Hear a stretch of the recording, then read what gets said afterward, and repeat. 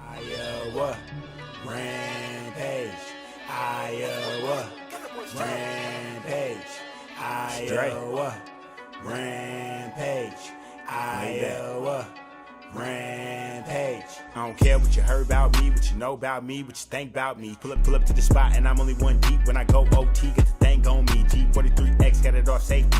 Tryna get the piece, so I gotta keep a piece. Getting high in the bit, but I stay low key. Anytime I show face, gotta pay me a fee.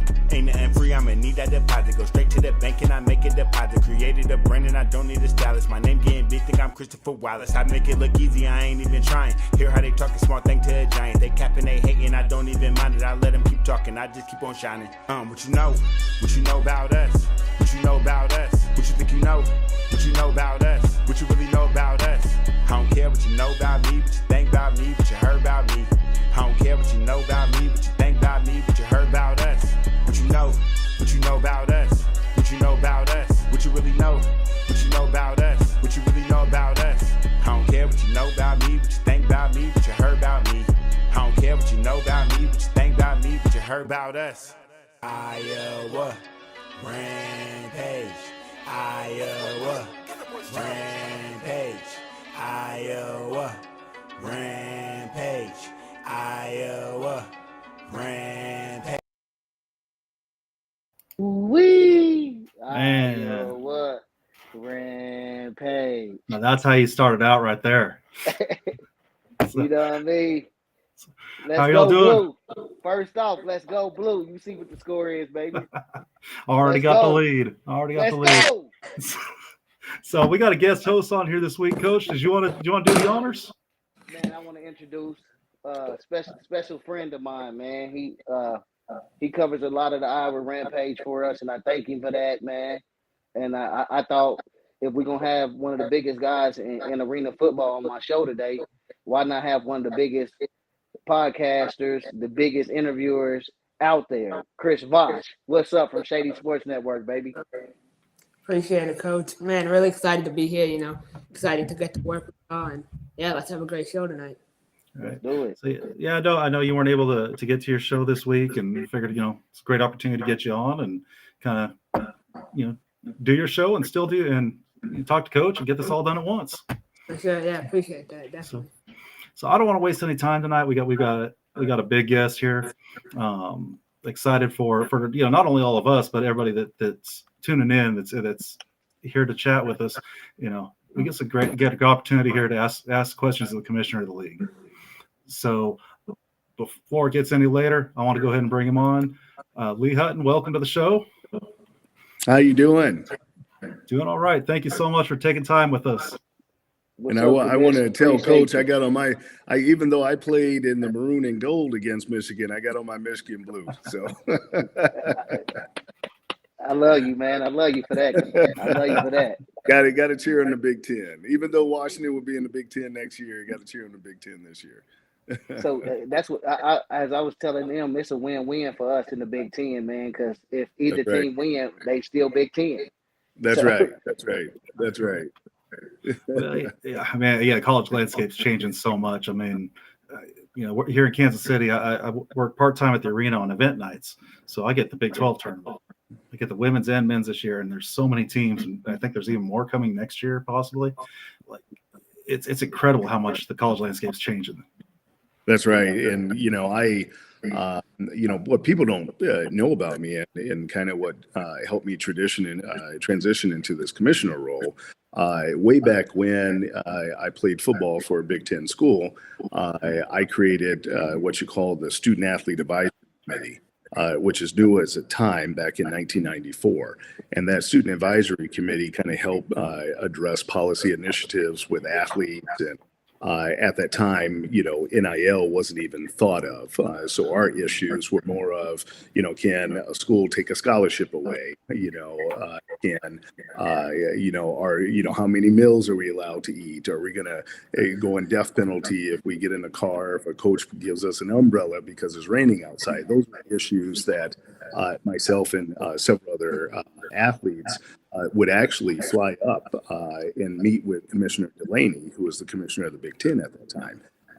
So that kind of got the juices flowing, although, I tried tied on my cleats and see if I could make it a professional atmosphere. When that ended, I went to law school. And so everything comes full circle. So I'm proud to see where college football is.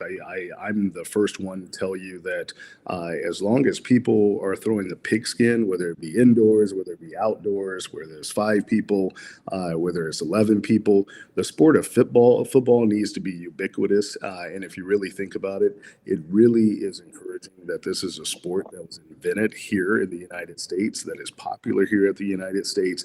And now, the inclusion of just everybody female athletes only makes the sports better.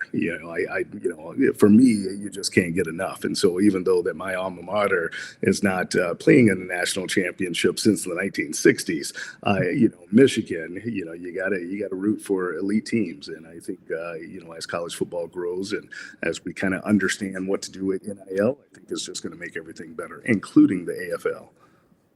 And if all else fails, things don't work out straight out of college. I know of a league that takes some great athletes.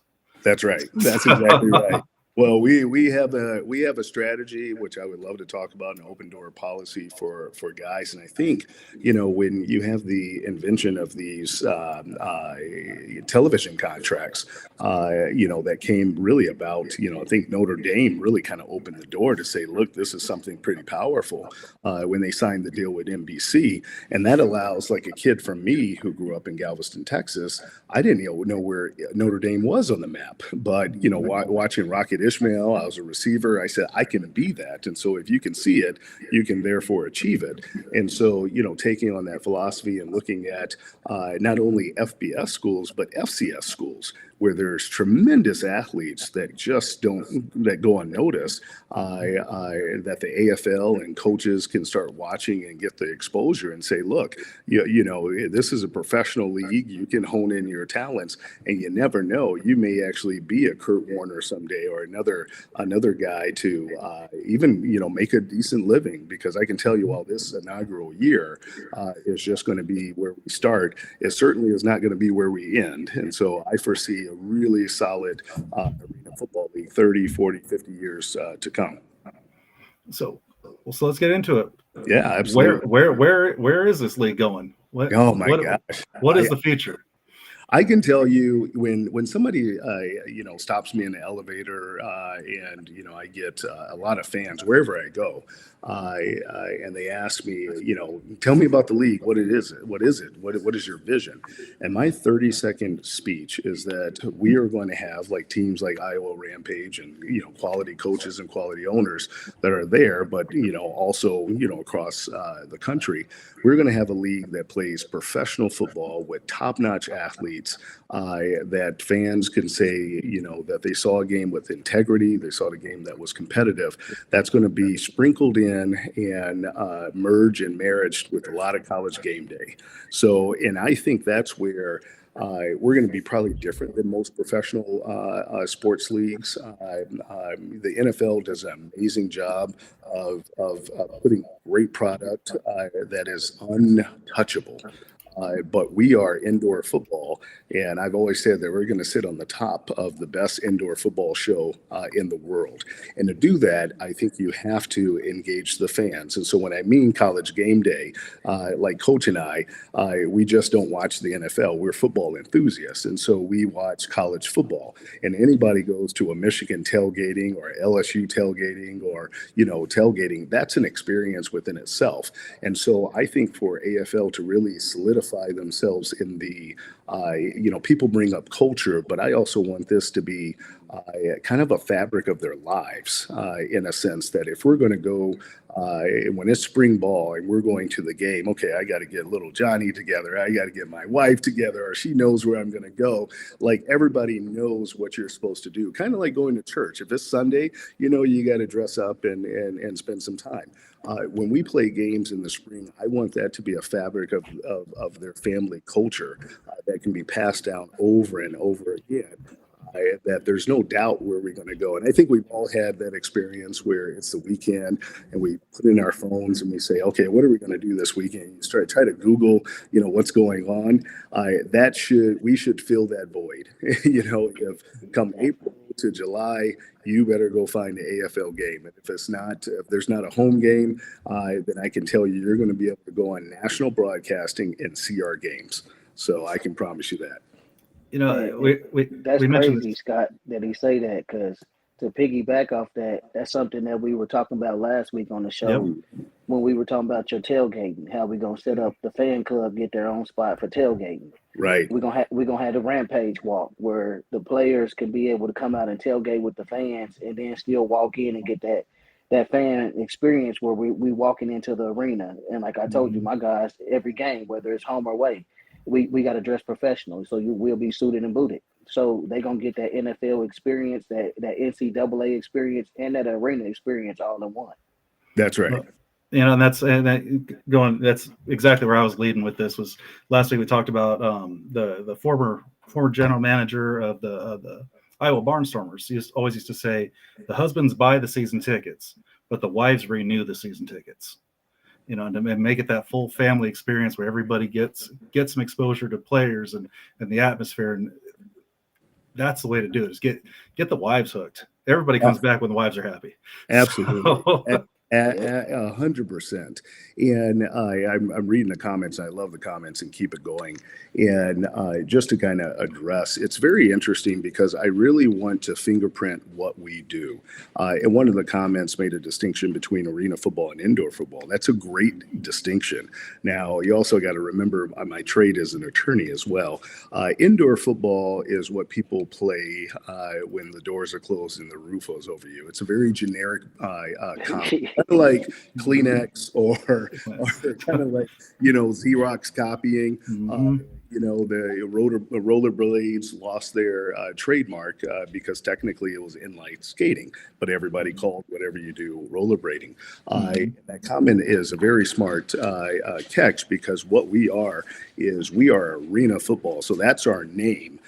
But in fact, the style of football we play is indoor versus NFL that plays outdoor football. And there's a general distinction.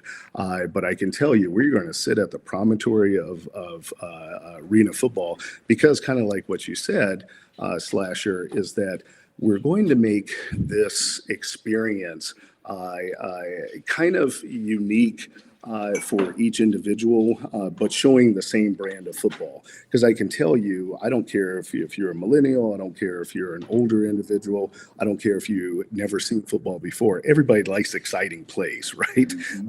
Everybody likes a show. So when coach says, look, we're going to, walk from the bus into the stadium. What does that do? That gets fans to the arena early because they want to see the parade. It gets them to see players face to face without the helmet on, and so their favorite player they can actually identify with. And one of the reasons why we chose certain owners and also coaches too that reflect the ownership is that they understand that dynamic and that communication between the fans and the players. Because football players don't have it like basketball players. We're kind of far from the fans, and it's hard to create that personal aspect. But when players are walking into the stadium in that kind of gladiator parade, if you will, they're going to high five the players. They're going to take pictures, sign autographs, do what they do, and then in a turn which has been very frequent with arena football games. After the game, the players are going to be accessible as well. And so where can you get that in any other professional setting where you can literally have this kind of face-to-face communication that's intimate with some of your heroes? And that's what we want to do with AFL. Well, you mentioned everybody loves exciting plays. So I got my AFL China shirt on here. I love it. So I remember, I had to download a VPN, get onto Chinese YouTube to watch the game, and it's 4:00 in the morning. I'm up here watching this game, and you could tell the fans had no clue what was going on the field.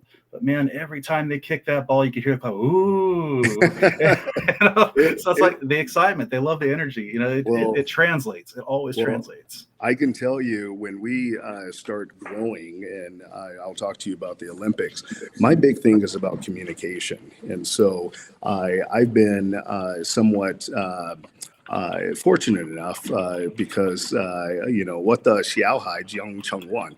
My kids speak Chinese, and they've taught me a little something. So when we go to China and play the games, we're going to be able to communicate to them. So not only they get the excitement, but they feel that same fan engagement that you feel in Iowa and other places. We've already been asked to do some games in Mexico outside of Monterrey. So we're going to touch that audience. And I've also been blessed with my wife being from Mexico City. So my Spanish will get better, but we're going to be able to communicate authentically wherever we go. So I want to encourage the people watching. We got Looks like 27 folks watching us over the different platforms. Guys, if you have questions, go ahead and post them in. We're going to pepper them in through the night. Absolutely. Don't be afraid to ask what you want to ask. This is a great opportunity for not just us, but for everyone to kind of get their questions answered, hopefully answered. I know you can't tell us everything, but at least what you can tell us. Question right here, Slasher, from Juan V. Hill. He said you talk about having an open door policy for athletes, which is great. Would you have an open door for sport administrators who trying to break into sports? Absolutely. Yeah. And all those ideas are really what I want to do. And certain athletes, sometimes it takes me a day or two, sometimes a little longer when they reach out to me at Twitter. I do try to respond back. And I think a lot of athletes would say, yeah, I had a personal interaction with the commissioner. Now we're at this stage where I can tell you we're signing national deals. We're going out flying with major networks and it's going on, getting the best turf, those type of things. And so, myself and my CEO, he wakes up at 4:30 in the morning and I go to sleep at 4:30 in the morning. So we cover 24 hours a day. But with regard to sports administrators and other things, I also want to extend that to medical professionals. I also want to extend that to other disciplines. And so once the season gets started, or even when we finish, then we can really start institute some of the programmings that I've kind of created, which means that we're going to have conferences. I want to share of ideas. There's a lot of individuals that from the sports administration, says, okay, how did you guys get those big networks when the league has been on hiatus? And I want to basically, tell them kind of what we did. I mean, we had to be a little persistent. Some of them were connections that Travell and I had from 20 years in the past. But, when people look at the design of our season, a 10-week season, a lot of people said, that looks a little short. But when they figure out who we're going to be partnering with, that season starts as soon as Mr. Irrelevant walks across the stage, and then ends July 20th, 2 weeks before the NFL camp start. Yep, the training camp. Huge. And so that was by design. And so what that does for other leagues that we want to have a relationship with, it shows them that not only are we being very meticulous, that we thought about something, that we're not just saying, look, this is us, this is our product. And I think right now the next arms race for like college football has their arms race. The next arms race is going to be who is going to control the viewership in spring ball. And there's already outdoor football. We heard the announcement. I hope they're successful.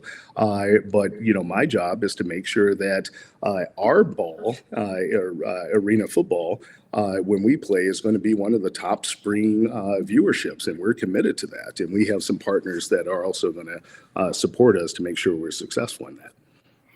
That's good to know. Like I had a lot of guys that I talked to, Slasher talked to.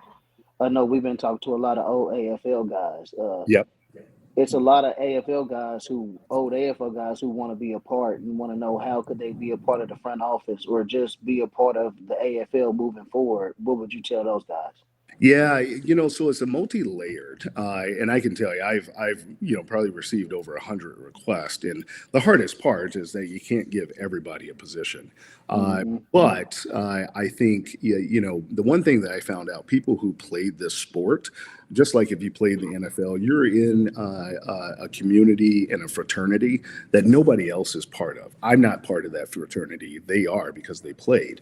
And that's something very respectable. So we've been kind of collecting names and, doing our own independent research outside of what you see on the internet, because that's not always correct. But I want to make sure that we do justice with regard to making sure that everybody's name is always remembered forever. And I want that to be everybody. I don't want that just to be the people who had successful careers. If you played 1 year, a couple of downs, I want you memorialized somewhere so your kids and your family can go back and say, yeah, you did something that less than 3% or less than that can accomplish. So one of the things that I want to build out, and we're also working on a place where we can do an arena football museum. A lot of people don't know. It's right here. Yeah, yeah, that's right. We could just all go to Slasher's room. But I can tell you, I found where the old trophies are. I know who has them. Nice. I found, some people who have like jerseys from way back when, and so I've started collecting this stuff. And what I want to do is, I don't know where we would put it, but Atlanta has a great college football Hall of Fame, and technology is amazing now. And so, just having somewhere where you can curate a space where people can find the history and type in a name and find out the years that they played, or some amazing things. I'm very close to a lot of coaches and who've played, and they've given me some interesting tales about what was good, bad, and ugly with the arena football. And I want that all to be in some type of documentary. And I'll tell you, at the end of the season, you will see a documentary. We've been filming everything that's happened here, so people will see behind the scenes how we were able to accomplish what we've been able to accomplish. That probably will not be released until after the season, because there's going to be great content during there. But going back to your question, Coach, is how do former players, keep contacting me. I promise I will be, or somebody in our office will be contacting back. I do want to start some type of ambassador program.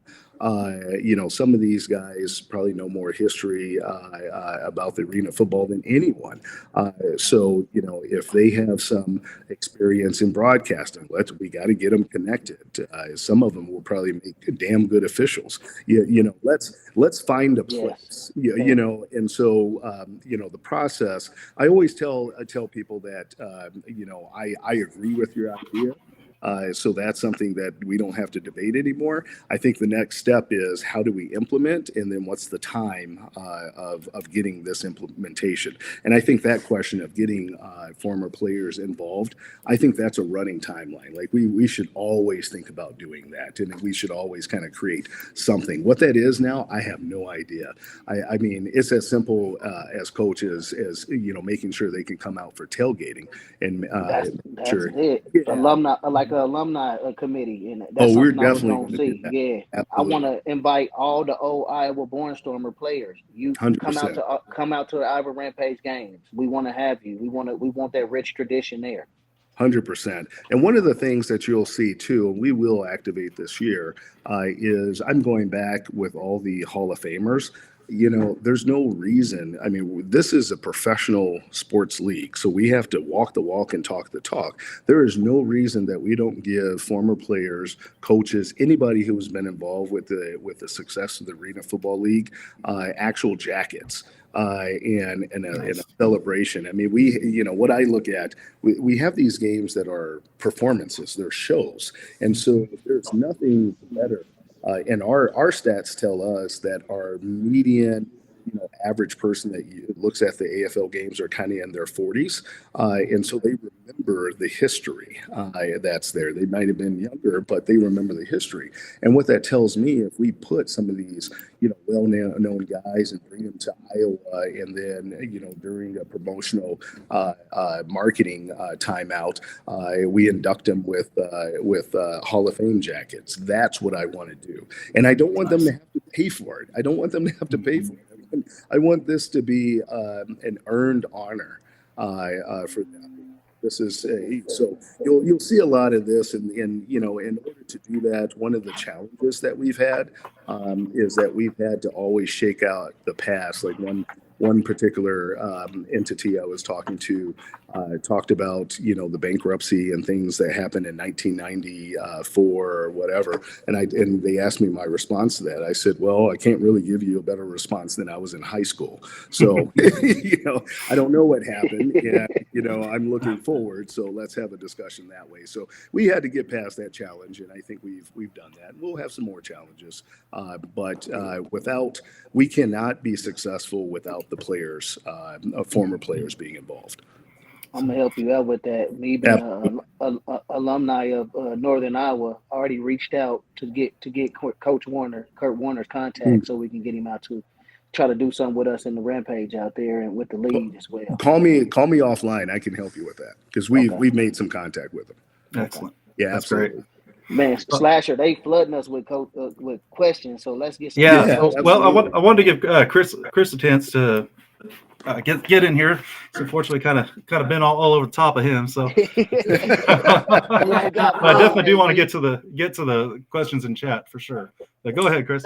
Yeah, no, I mean, all my questions are basically the questions in chat, but you said like college game day, and like that's really, really hard to kind of replicate. You know, you see a lot of arena teams, and it ends up being like 2 or 3 people outside in the Yep. empty parking lot. How do you expect to kind of like elevate that to the next level? Is interesting, and what people will kind of see for me as commissioner. I don't want to be that guy that is dressed up in a suit that doesn't stop and shake hands and kiss babies.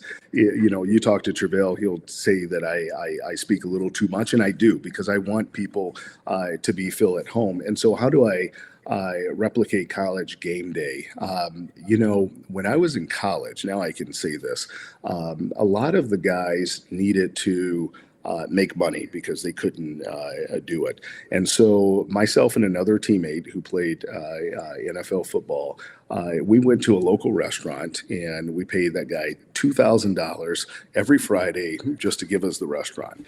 Then we threw parties for the college community. We made another $25,000 a week, and we put players on payroll with that. Other things that we've done, if you Google me, you'll see some of the entertainment people that I represent.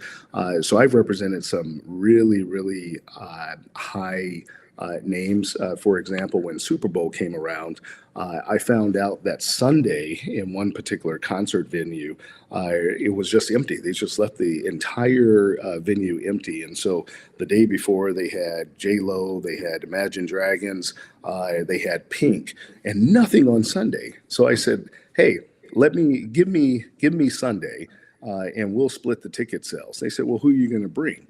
Don't worry about it. We had DJ Khaled, French Montana. We had who else? With G-Eazy, Cardi B. They couldn't imagine that these people would come to the Minnesota 2018 in the cold.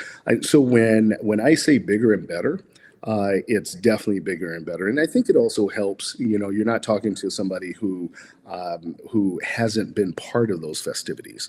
I grew up in Texas where tailgating is on another level. I mean, if you're not, cooking gumbo or barbecuing or anything, that's not tailgating to me.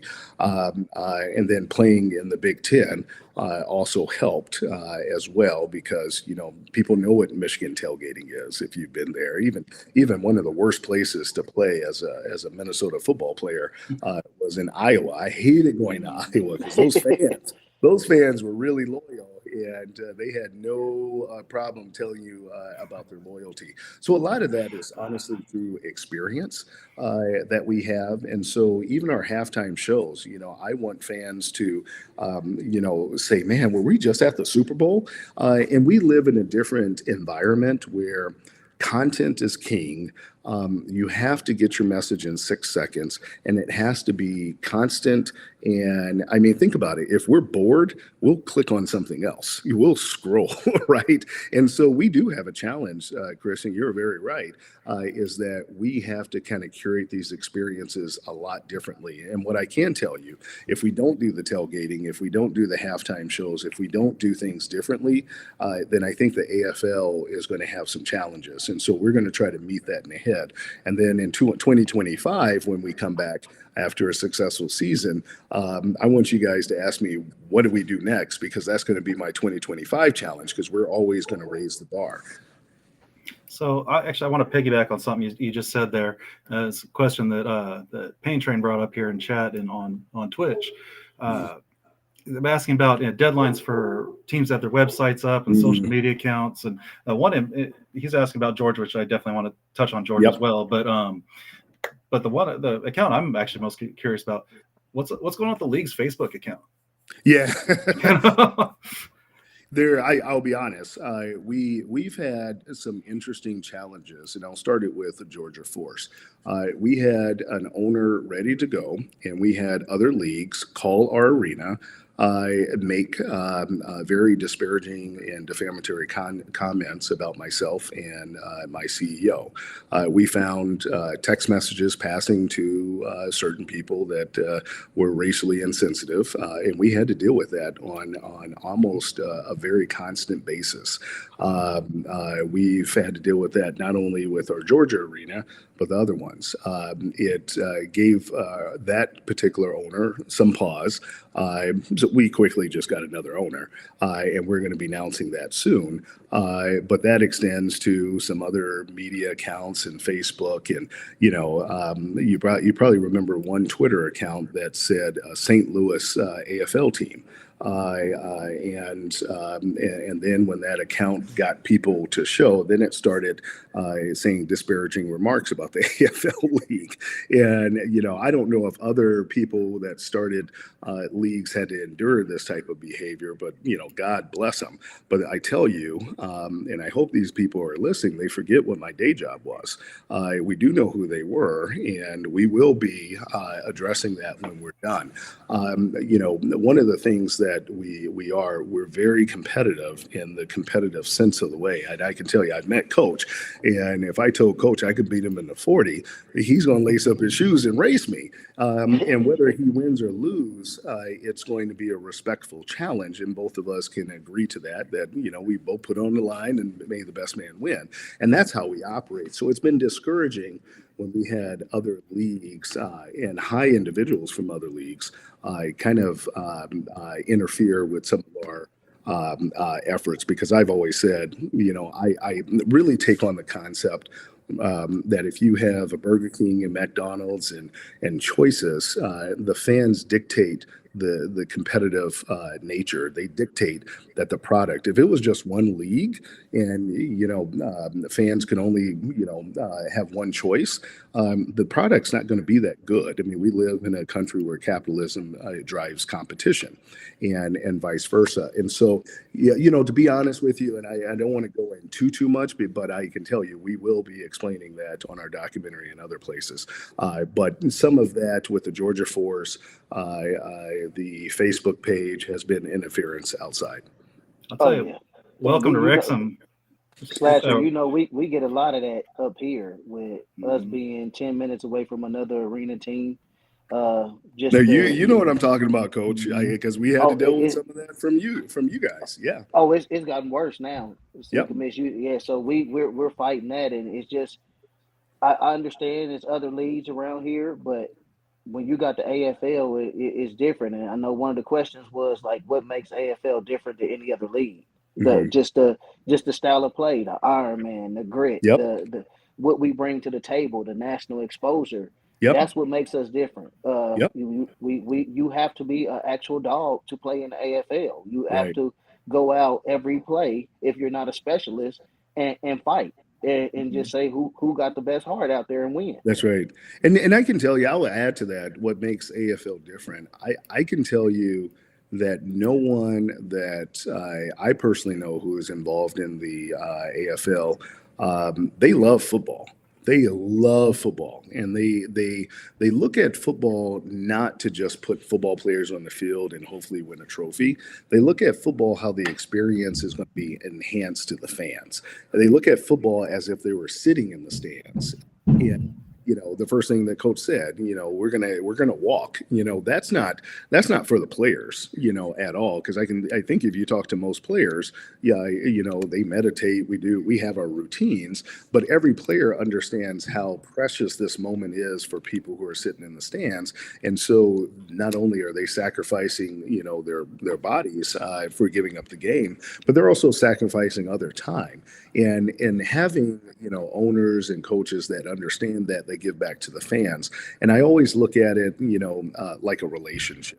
If the communication is not trustful, is not honest, if I say hey, you can only drink this and not absorb knowledge anywhere else, you can only do this and stay in this room, that's too controlling to be a successful environment. And so, I've always said I want other leagues to thrive. I think we're better for it. Now, at the end of the day, like I said, I'll lace up my shoes and race anybody. We will win the contest, but nobody wants to play basketball in an empty gym by themselves. That's no fun. So, so the other leagues, lace them up, stop calling our arenas, stop messing with my Iowa team. You will be getting letters from me on other, we know, and that's the thing, we know who you are. And not to take a line from Coach Prime, we will keep receipts. And it's not to, my job is to always protect the teams in the AFL. That's certainly a position. But on top of that, I have to protect the fans. There's a lot of people that are so encouraged of going to these games. And if I can, there's been many times where it's gotten so exhausting where I would tell Travell, like, what in the hell did we get into? And he would say, I've never seen this thing before. But we made a commitment to, coaches, teams, and the fans to do what we do. And, I can tell you, I've won every award there was to be as an attorney, and I can admit it kind of got a little stale.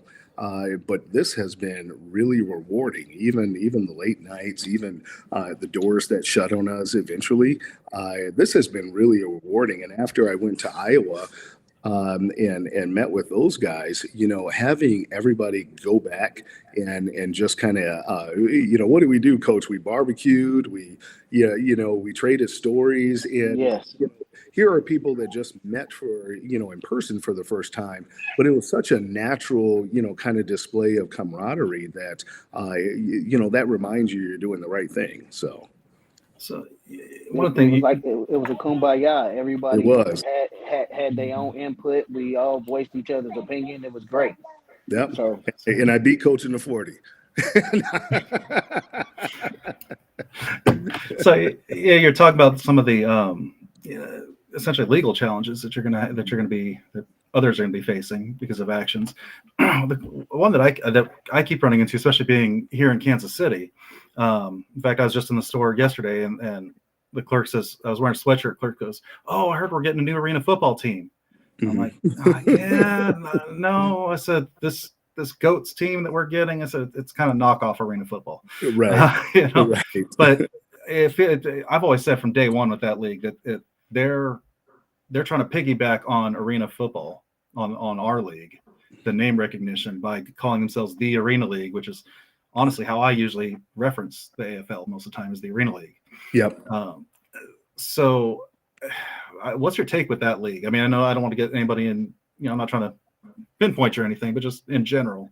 No, I think that's a good point. It's a fair question. I definitely want to be open about it.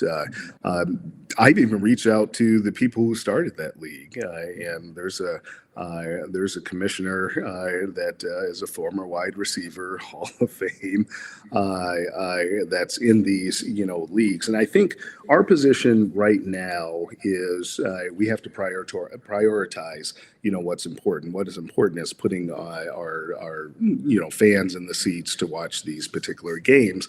We're mindful of that, and obviously we'll start shooting some protection of our trademarks and some other things like not common, because we need, and this goes back to the earlier discussion about trademarks being found not to be unique. And that's why I'm very careful of using indoor football and arena football in certain vernaculars that I speak. Here is my suggestion or my thought process, and I'll roll out the plan. I've always said this. After the Super Bowl, in the NFL Super Bowl, you are going to hear everything about the arena football. You're going to hear our media announcements. You're going to be shocked of who we are partnered with.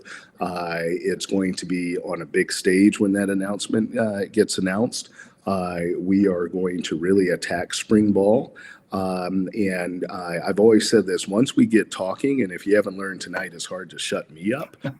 So I think my competitive nature is to put our product on the field where there's no other choice to watch anything else. And then, hopefully we're going to run the race so fast. I'm also a big track star, and run, anything over the 800 and the mile. Sometimes that was me.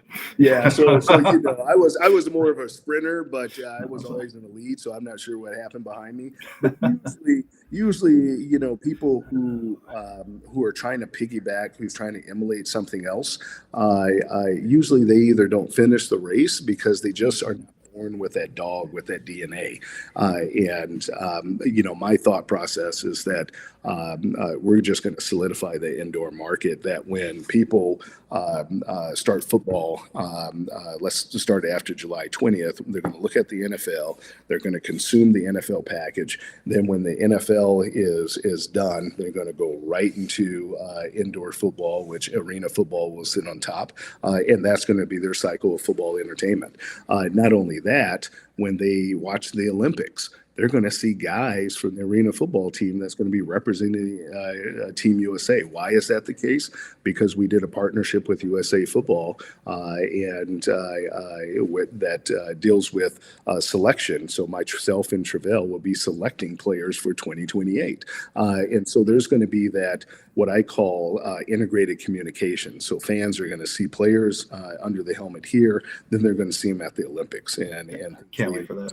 Oh, it's going to be amazing. I can't wait for that. And then you'll find out soon too. And I don't know if you guys are familiar with A7FL, which is the outdoor, contact football. We're going to do a partnership with them.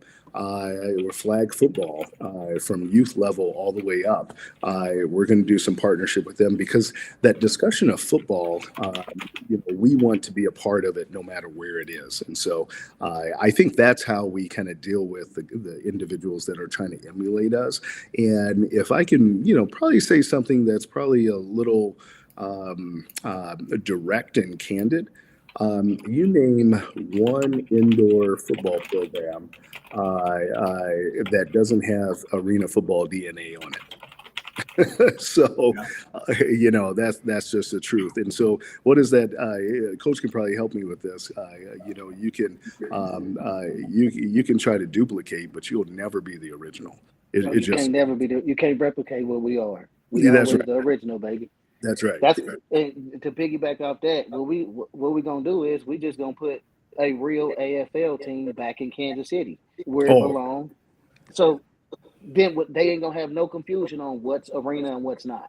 That's 100%, and that's actually in the works for 2025. So we do have expansion teams that are already in the works. You're gonna make my life difficult. So what you gonna do?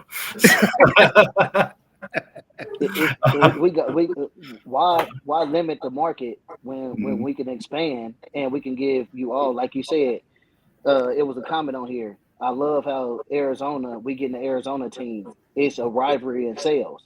Yep. That's how I looked at it with us being next door to Omaha. All it's going to do is make the rivalry, make both our sales go up. It's going to make both our fan base go up. It's a marketing tool. That's right. That's all it is. We want to market. And I'm big on that, Chris, what you guys call me, Prime 2.0. Yep. I said we're going to be the biggest brand. Even though we're in a small town, Council Bluff, you're going to know us everywhere. Every time you see Dion in Colorado, you're going to see our Rampage right behind it in the media. Yep. That's how we're going to push it. And you know what that does too, and to put a button on this and really underscore it, it really makes us honest. It makes us go back. I don't care what type of product we put on the field, but after the game, it forces us to go back and say, hey guys, how can that game be better? How can we get more fans out? Because if we're the only show in town, it's very easy to not have that discussion because you don't need to. So having other leagues makes us honest. Hey, Chris, I want to get in here. Yeah, no, I mean, I kind of want to piggyback off that. I know Terrell Gaines, he mentioned that he wanted to put game in Swahili. And me, I got a ton of family overseas. One of my closest friends, he moved here from the Middle East 3 months ago. So I'm trying to explain football to them, and they have no idea, especially arena football. Are you Yeah. planning to like make videos or guides in other languages to kind of help people understand? 100%. And some of this is really by design. There's nothing we do that we haven't really thought about. I've been blessed to be able to travel. My Chinese is decent, and so I'm going to start doing interviews in other languages because I think that makes us unique. We have a team that has a very strong Latin influence, which is the reason why Tigre's soccer team called us. They want to do a partnership. And so our partnership will involve either taking a team or two or a couple of coaches or whatever, doing clinics, doing them. Now, what is interesting is, you identify companies in a variety of ways. I don't want us to be seen as an entertainment company, even though that we push out entertainment. I really want us to be seen as a tech company and possibly a real estate company. What I found out, arenas that are there, there's some great arenas. And there's some arenas that need to be updated, but there's not an arena out there yet where an arena football fan enthusiast can walk in and say, this arena was built for me. And there's some plays and there's some discussions about actually building arena football, because arena football has it can be very flexible, where you can play indoor soccer, lacrosse, hockey, basketball, that you can really give back to the community. And so I've already led some discussions in Mexico that we would build arenas down there and start doing arena football Mexico. Now, my big caution with going overseas too early is that we have a monumental obligation to make sure that we come back strong in 2024 and beyond. So I want to make sure we solidify this. Once we do that, then going to Mexico, going somewhere else will be very easy. And here's the pathway. Some of our broadcast partners will be international partners. So some of our select games will be televised in Spanish. Some of our games will be televised in Canada on some of those strong networks. And so that opens the door. And I think our partnership with the Olympics is only going to help. Now, I'm glad everybody's sitting down, because I'm really going to blow you away. I wouldn't mind, throwing this out there, that maybe in 10 years we would have kind of a world championship, kind of like the World Cup in soccer is, every 2 years, because I think the pathway for the Olympics, where they're playing every 4 years in some type of flag football standpoint, if we can get 16 countries to actually have, or maybe even less, kind of an arena football kind of environment, there's no reason why every 2 years we can't have like a world game that travels. And I think if we're all kind of together in building that international arena football kind of program, then I think we can sustain it. And you're right, Chris. I have family that is in Mexico, and soccer's king, right?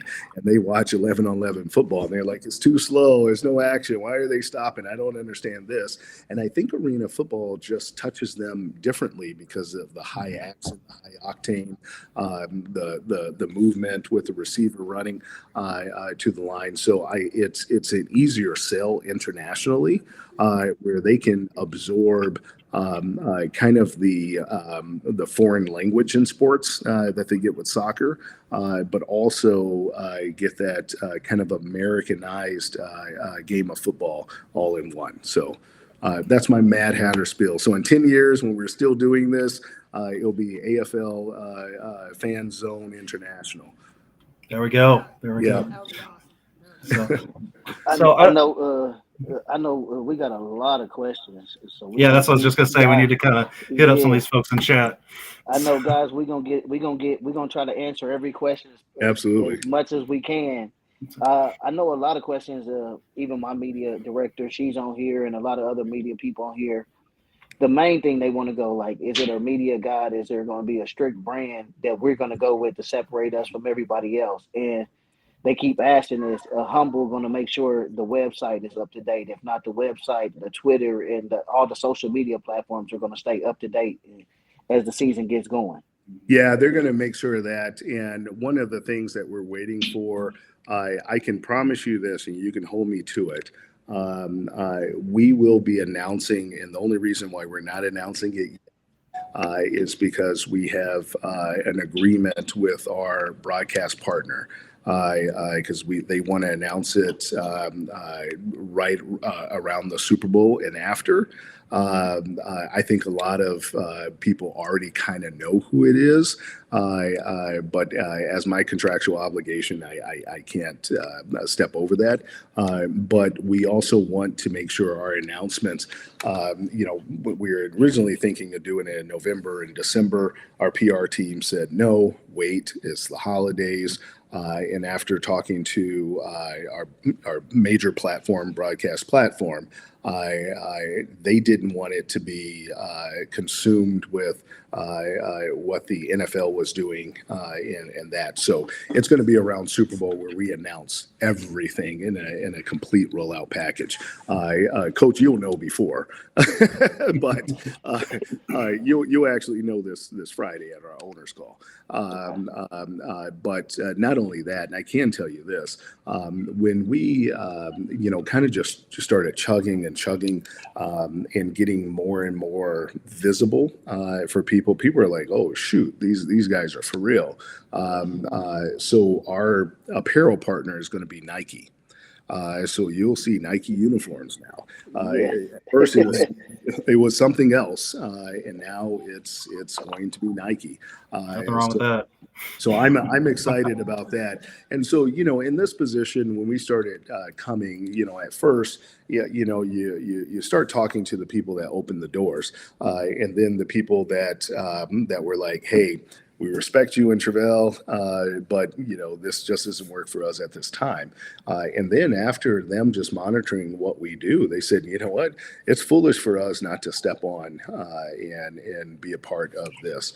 And this is why, when people question the season and everything, when they start hearing this and solidifying and start seeing the announcement come from them, because some of the announcements came from us in our PR, but the announcements are going to come from them, and so and because they're just big organizations. So when it comes from them, not only it sustains a lot of credibility for us, but when you have partners of that magnitude that are with you, they won't see you fail either, because they're just invested in the brand equity. So that's what we're excited about.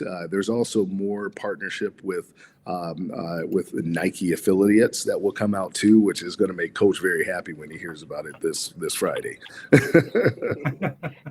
All right, hey, I know. I'm just waiting on them to know. So yeah, that's right. You already know, probably. Yeah, I just love because everybody on the website and on the web, on the media, they always talking about, oh, the AFL's quiet, I'm nervous, I'm scared. Yeah. And I'm like, that's why I just be smiling, biting my lips. Like, if I could tell you, you wouldn't be nervous, you wouldn't be scared. But we've been getting a lot of attraction. Like I talked with Chris on my Inside the Rampage show that we do on Shady Sports Network. We get a lot of traction from a lot of coaches from other leagues telling players, oh, the AFL is not going to happen. You see, they quiet. We quiet for a reason. Everything we do is a strategy. If you play chess, we don't play checkers. You know what I mean? That's right. So everything we do is for a good reason, a good move, and for us to monetize the time that we got. Yeah. And it's very interesting because I used to be an NFL agent, NBA agent too. And the one thing, and also a player coming out of college, right? Coach, you've been there. And the one thing that you want your coaches and agents to do is find you opportunities, not to close the door. And so I've heard that a lot of people, I've had players to say, the only reason I'm calling you because my agent or coach told me that you guys weren't legit, and so I closed the door. But then my buddy signed a contract with somebody, and then I called the team, and they said our roster's full. And the one thing that I would tell players is that don't listen to individuals. Don't listen to other people. Find out yourself. Like tweet. Send me a tweet.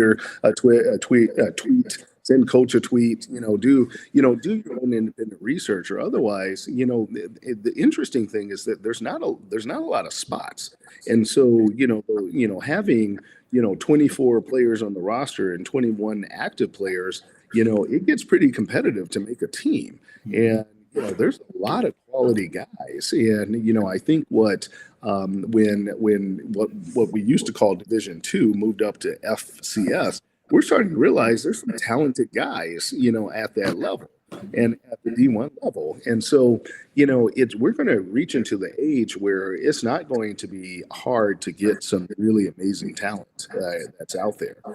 We're getting talent, just to go to show you, from the Bahamas, from Mexico. The only thing that we have to deal with is how to deal with international payment rules and restrictions. But the one thing I would tell players and even coaches is, don't lose your seat on the train. Make your own independent judgment. Because I know coach and other teams. I mean, shoot, how many signings do you guys do?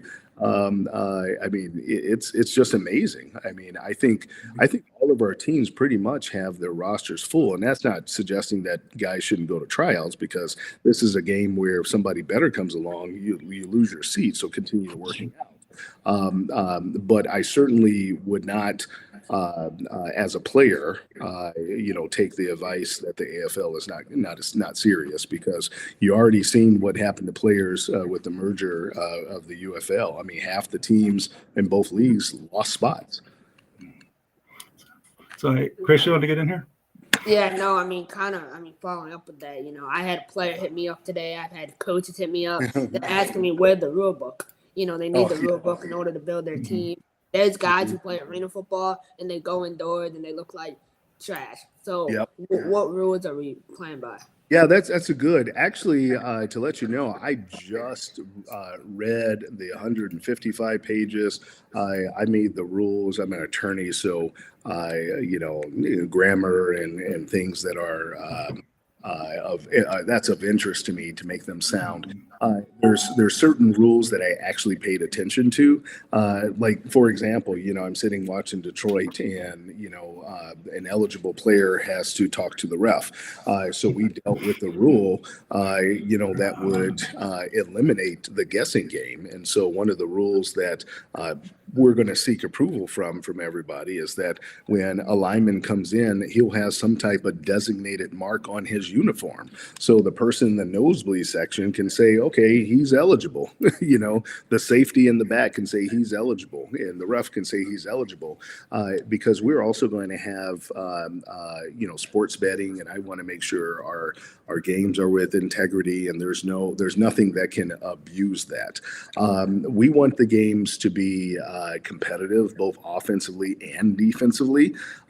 So I know I debate with some often offensive coaches that say, hey, we don't want the linebacker to really have this much flow, and then I debate with the defensive coaches that say, hey, you got to give us something here.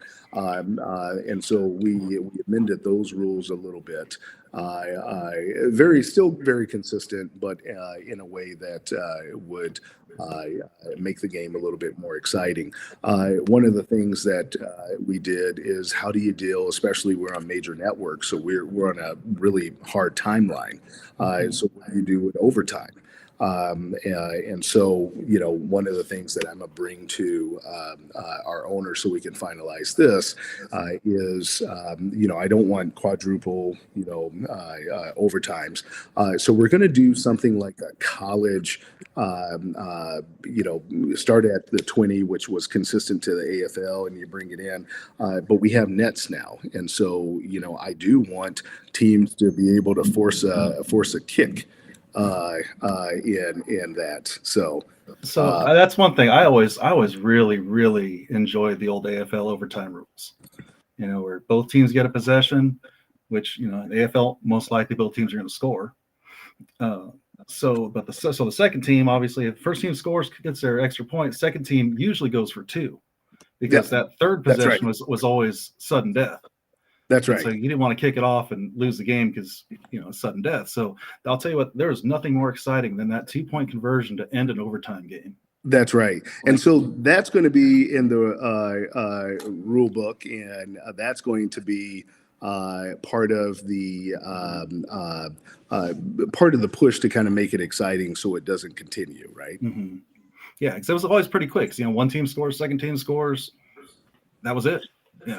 That's We right. got Shady asked, will there be more than one man in high motion? No, Shady, this AFL, baby. It's only one man in high motion. We the real deal. That's right. Your DB's got to lock up, and your linebackers got to bring that hard hat. One high That's motion right. player. That's right. That's right. Yeah, and I hope we're keeping the jack. I think I'm one of the few people that actually really appreciates and enjoys Oh, yeah, the yeah. jack That's linebacker gonna be position. Yeah, that's going to be there. That's not moving. They So asked, will the AFL have instant replay? And if so, has the rules for that been confirmed yet? Yep, we will have instant replay. Part of those rules needs to be consistent and usable with our broadcast. What you've seen is that when you do instant replay, the refs on the field don't necessarily actually make the call as somebody in the booth. And so we're ironing those down. So somebody who may be off-site or somewhere else will actually make the decision on the plays. So it's not just the ref as we kind of see when we watch in the field, but yes, there will be instant replay. So you brought up something too just a minute ago about when you're going through the rule book, typos and misspellings and things. So since you brought it up, I got to ask, that's been driving me nuts. What's that? Oh, some of the, not even things the leagues put out, but even some of the teams have put out just that have typos or Black Bears, 2 words, 1 word. There's a lot of just inconsistencies. Like the Predators, which, Predators do a great job on their social media. They put a great graphic for Thanksgiving. They spelled Thanksgiving wrong. I'm like, come on, guys. We see that too, and we're gonna, that's I'll be honest, that's something that I've seen. Also, the various marks that they use, or they use in this one. So I'm the gonna AFL Shield being one of them that I know. And the one that is going to be the consistent one going forward. So if you saw it, then a lot of others seen it, and I think that also is part of the polishing of this before we start. It's very interesting because when you sit here, you kind of drive in the seat, and you think, okay, these are things that I don't have to worry about, and then all of a sudden it pops up, right? And you have to say, okay, I have to, make sure people pay attention to that. I want teams, and I want owners, coaches, and players to be ingrained with their market, because I don't believe one size fits all. I do believe that the market with regard to Iowa is different than Washington, Oregon, or Louisiana, and so you have to really talk to them. So I want the teams to be able to control their social media 100%. But if we have some misspellings there going forward, they may have to be run by me a little bit. So. I mean, stuff happens. That's going to happen. It happens, yeah. You said that too, Slasher, but all of us, all the owners and the head coaches, we have the operations manual. So going forward, it says like social media, certain stuff, we do get fined for. So people will have to keep their stuff up to date, because I was looking at that. I was like, oh my gosh, man, we getting fined for everything. It's no joke. So they really running it like a professional business. They've seen the like nice me so far. They've seen the nice me so far. I haven't issued any fines yet, but as we start in the season, because we got to make sure that has some credibility. Well, and this, like I said, there's, I think it got brought up earlier about the graphics, and when can we expect to see a graphics package? Sure. Like I've seen probably 4 different logos for Georgia being used all over the place. I think you mentioned Georgia's kind of been in transition, so that's transition. Yeah. So for the people who just got on here, Georgia is transitioning with a new ownership group. Yeah. So that you will be getting that coming, because everybody's been asking about Georgia. Georgia's a great market. Yeah. Georgia, people love Georgia market. Oh, and they're excited. Speaking of great markets, you mentioned that phony St. Louis Twitter account. I thought it was kind of funny because, they're their effort was to make fun of the league, but all they really did was show just how crazy people are and are desperately want the league. Like, Yeah. Oh, absolutely. I mean, they Well, just proved that it's a good thing and it would work. St. Louis is a market that's still on our radar. We had entertained some ownership groups for St. Louis. I didn't quite get it going, but there's some efforts that are on the horizon in 2025 to get a team in St. Louis, because that, you're absolutely right, Slasher. I mean, when I looked at the Twitter, people were so excited, and when Myself included. yeah, when they found out it was a hoax, it was kind of disappointing for other people, and so we're still getting requests for St. Louis. So it's not off our chalkboard. Yeah, so I was crazy excited about that one To piggyback off of that, to clear the air, I guess back in June and July, the league announced certain cities, and then those cities didn't happen. So everybody's like, "Oh, this league is a scam because we didn't go with those original cities that you announced." Can you clarify what was the purpose of that, and if we just went a different way because it fit our model better or something? No, some of it, well, I shouldn't say some of it, in large part is dealt with interference with that. And so we had a choice to make. We could, roll up our sleeves and have that fight at that time of why people interfered with certain teams being in markets that we announced. Or we can just, say, hey, we have this finite amount of time to get this lead together, and so let's just concentrate on people who we have. Now, when we've first started, we had ownership groups all over the country. We talked to people in Colorado, we talked to people in other people in Florida, California, you name it, we had it. And so as interference kind of came, and then people got cold feet for whatever reason, we had to just make sure that the ownership groups that we did have to go forward, that we still play. Because one of the promises that we made is that we're going to be playing football. And sometimes we had to call the audible. But with that being said, Chicago was one of them. Chicago, we won it this year, but Chicago is going to be a team that's in 2025 just because they're not quite ready to get going. That's fine. If we don't call an audible, and just focus on that one area, we can actually, Jenga the whole thing down. And so that's something that, I made the executive decision to say, look, we'll explain that out when the time's right, but we're going to have our 16 teams. So I just noticed Coach Shiver joined the chat here on Facebook, which reminds me, when are we going to hear, or are we going to hear about the ownership in Louisiana? Because I think it was hinted at that it was going to be celebrity ownership.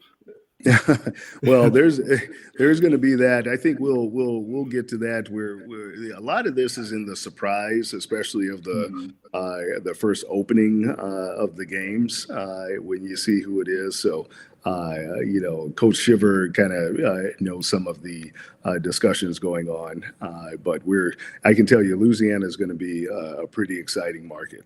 I've got a very, very roundabout idea that I don't think it's really, but the guy that played Kurt Warner in his movie. Oh, who's that? Of course, I'm gonna draw a blank on his name. Y'all help me. The I guy played see. Chuck. The underdog. Yeah, the underdog. Yes, the guy that played Chuck on the TV show. He's from there. Oh, so I didn't know that. That's quite a nice little tie. The guy that played Kurt Warner. I like that one. So we're gonna have to get him to some games. Yeah, absolutely. Why am I drawing a blank on the guy's name? He's a great actor. Shazam. I guess one of my questions is for you is, a lot of arena leagues, I've been around this for 6 years. A lot of these teams talk about how they're going to pack out their arenas and get so many, fans and players involved and everything. How are you going to make sure we don't get to the third week of the season and we have a situation like New Jersey, Louisville, Lehigh, all these teams? Yeah, no, that's actually a wonderful question, and that's probably the one question that kind of keeps us up at night. But I think we just have to be very solidified and trust our business model and our product. I think when some of the other major announcements come out, I think that is at least going to raise some eyeballs. And I think curiosity makes people come. I think when we talk about some of the entertainment ideas that we are thinking about, I think, to go to a game, you don't necessarily have to be a football enthusiast and, to really enjoy yourselves. And so I think we have to, really trust that process. For one, when the season starts, I'm committing to being present at everyone's game. Obviously, I can't do it all the time, but you're going to see me in Iowa. You're going to see me in Washington. You're going to see me in Louisiana. You're going to see me, and not just in the stands, and go through a back elevator and leave. I will be outside at the tailgating. I will be there because when I took this position, it was kind of humbling. People wanted to take pictures, shake my hand. They greet you with the title of commissioner, I'll be honest, I'm not sure if I'm quite worthy yet, but because there's been some fantastic big shoes to fill. But what it reminds me is that obligation to really sit back and understand for that 5-year-old to shake a player's hand, whether that player plays in the Super Bowl or the Arena Bowl. To that kid, there's no distinguishing factor there. For a mother to see her family together watching a game and having fun, she doesn't care if it's the NFL or the AFL or somewhere else. It's just an experience. And so, even for the fan that says, "Hey, I actually met a real life professional commissioner," that's something that touches people in a very unique way. So in order, to really make sure that people are in the stands, I really think and I think we have done this, is really be fan forward focused. And I think when the lights turn on, and when I think of the lights turning on, I think of, and as coach knows, some of the teams start their day 6:30 in the morning. The ops manual, when the arena opens, somebody has to get the locker room together. Somebody has to make sure the food is there and the water's there and all that kind of stuff that people don't see behind the scenes.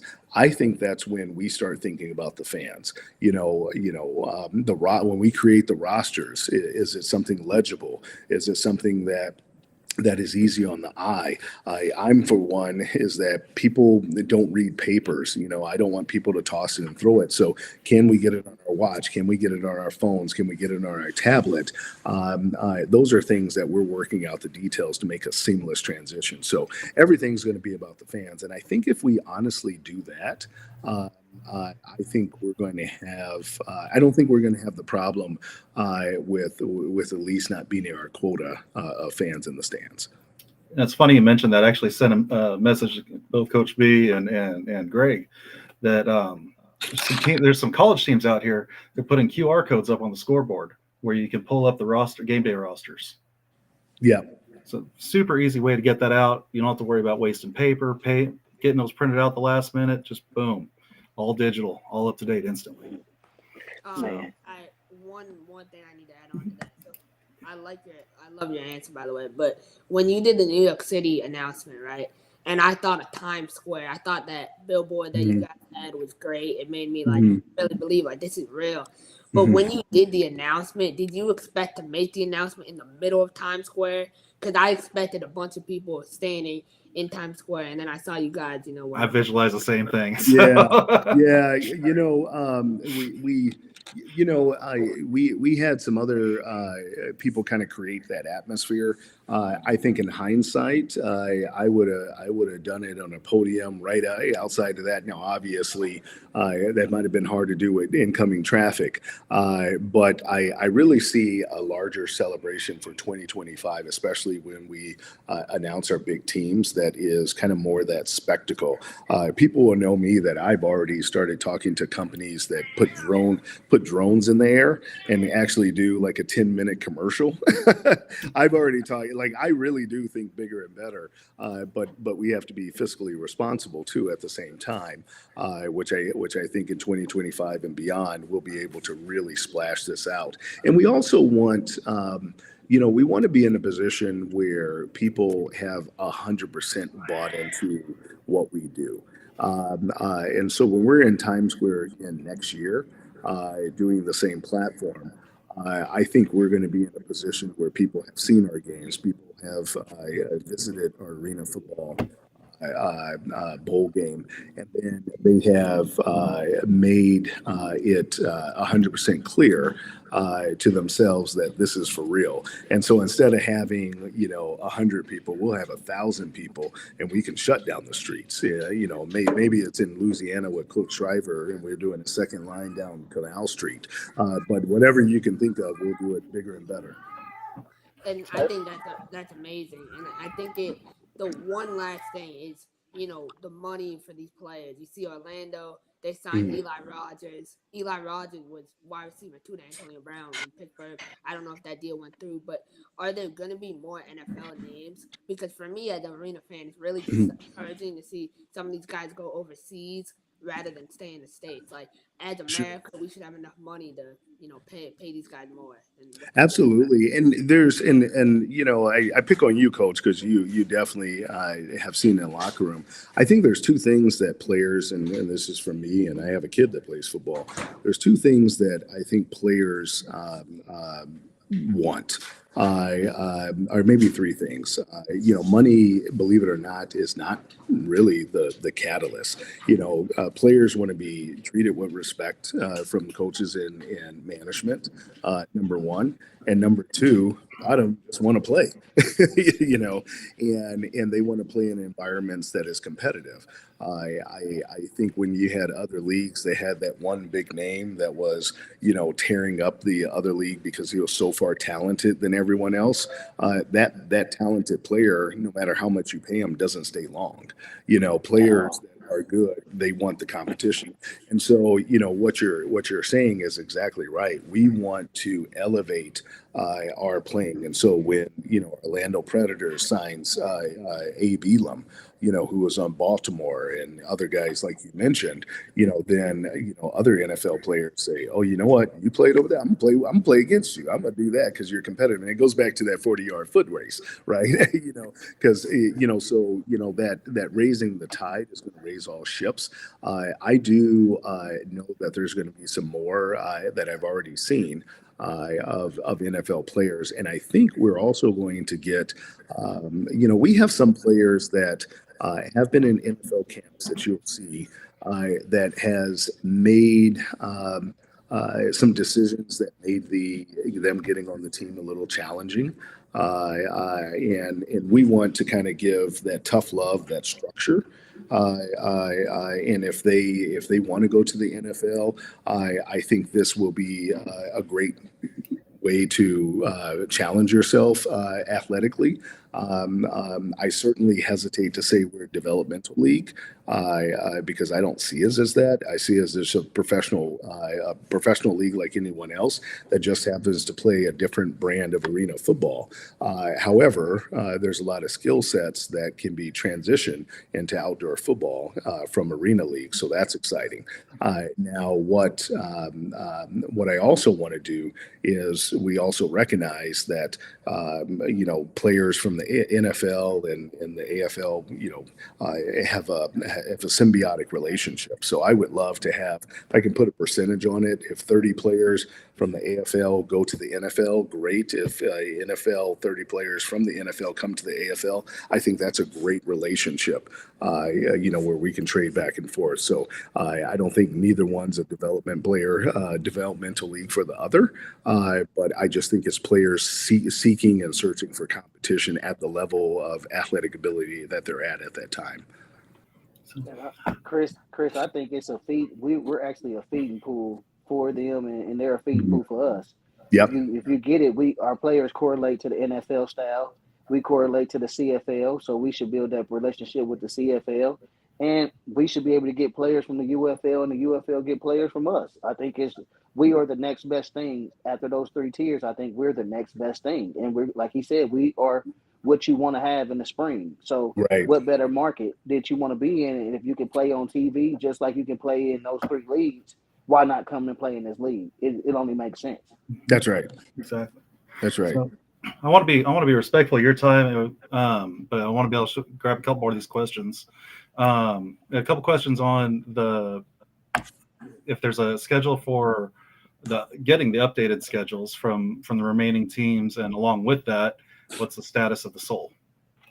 Yep. Oh, the Soul is part of the league. They're going to be playing next year without a doubt. I think the Soul is going to make an announcement coming up that people are going to like. I don't want to steal their thunder in the next couple of weeks, but we are just kind of finalizing the schedule. When you're dealing with some of the arenas that we're dealing with that have NBA teams and playoffs and those type of things coming up, you have to be a little bit flexible with dates, and so we're just kind of ironing those out. I know some of the schedules have been out for a while in other teams. That's a good opportunity for fans to kind of get the structure, and so now as the NBA goes into the playoffs and we're dealing with, who's going to make it to the final run. Some adjustments may have to be made. I don't think a lot, but that's just part of, just being in a very popular arena. The Soul, be watching out for them. That's a team, that I think from a legacy standpoint, we just have to have in. We brought it in. They're in a very interesting, unique market where their facility, they only have one major facility in Philadelphia, which is the Wells Fargo Arena. And that's a very popular, very overbooked facility. So we had to make some concessions there. But as we move forward in 2025 and 2026, you'll see some difference. But the Soul will be playing next year. And they'll be playing in the Philly area. They'll be playing in the Philly area. Yeah, that's correct.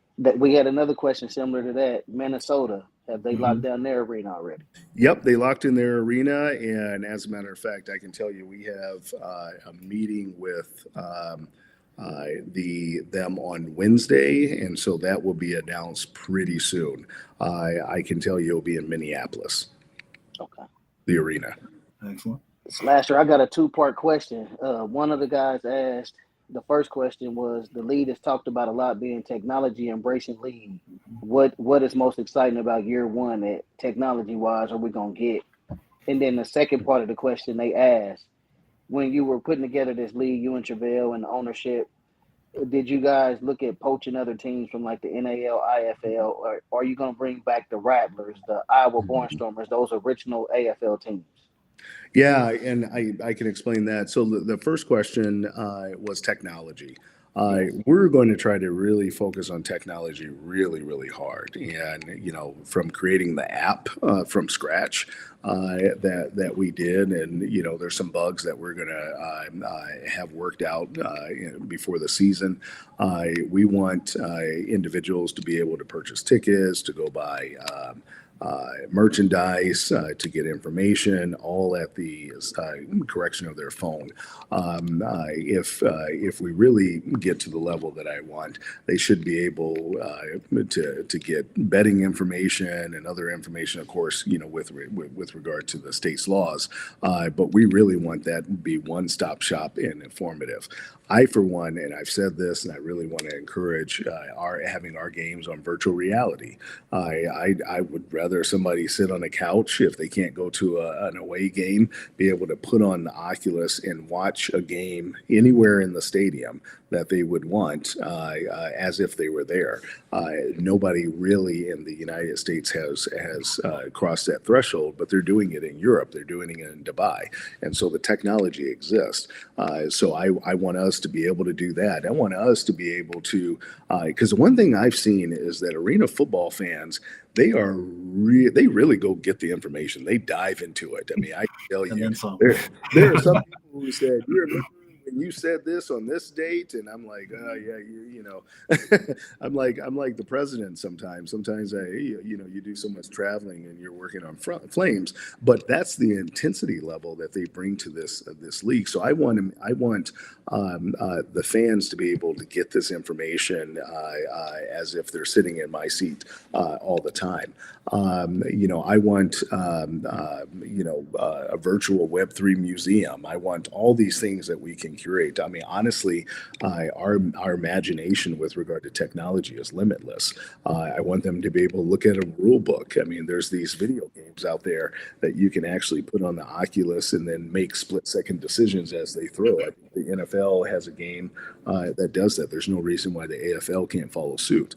So that's part of the technology, and then some that we would want. The second question, Coach, that you asked, I forgot what it was.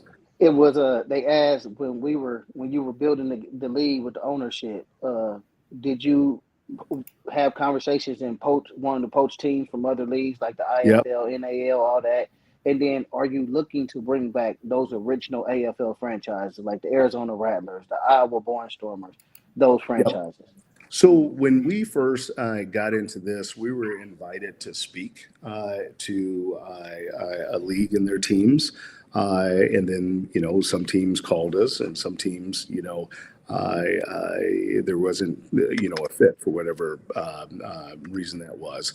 I don't know. In 2025, I can tell you we have some locations already picked out. And we've already talked to owners in location.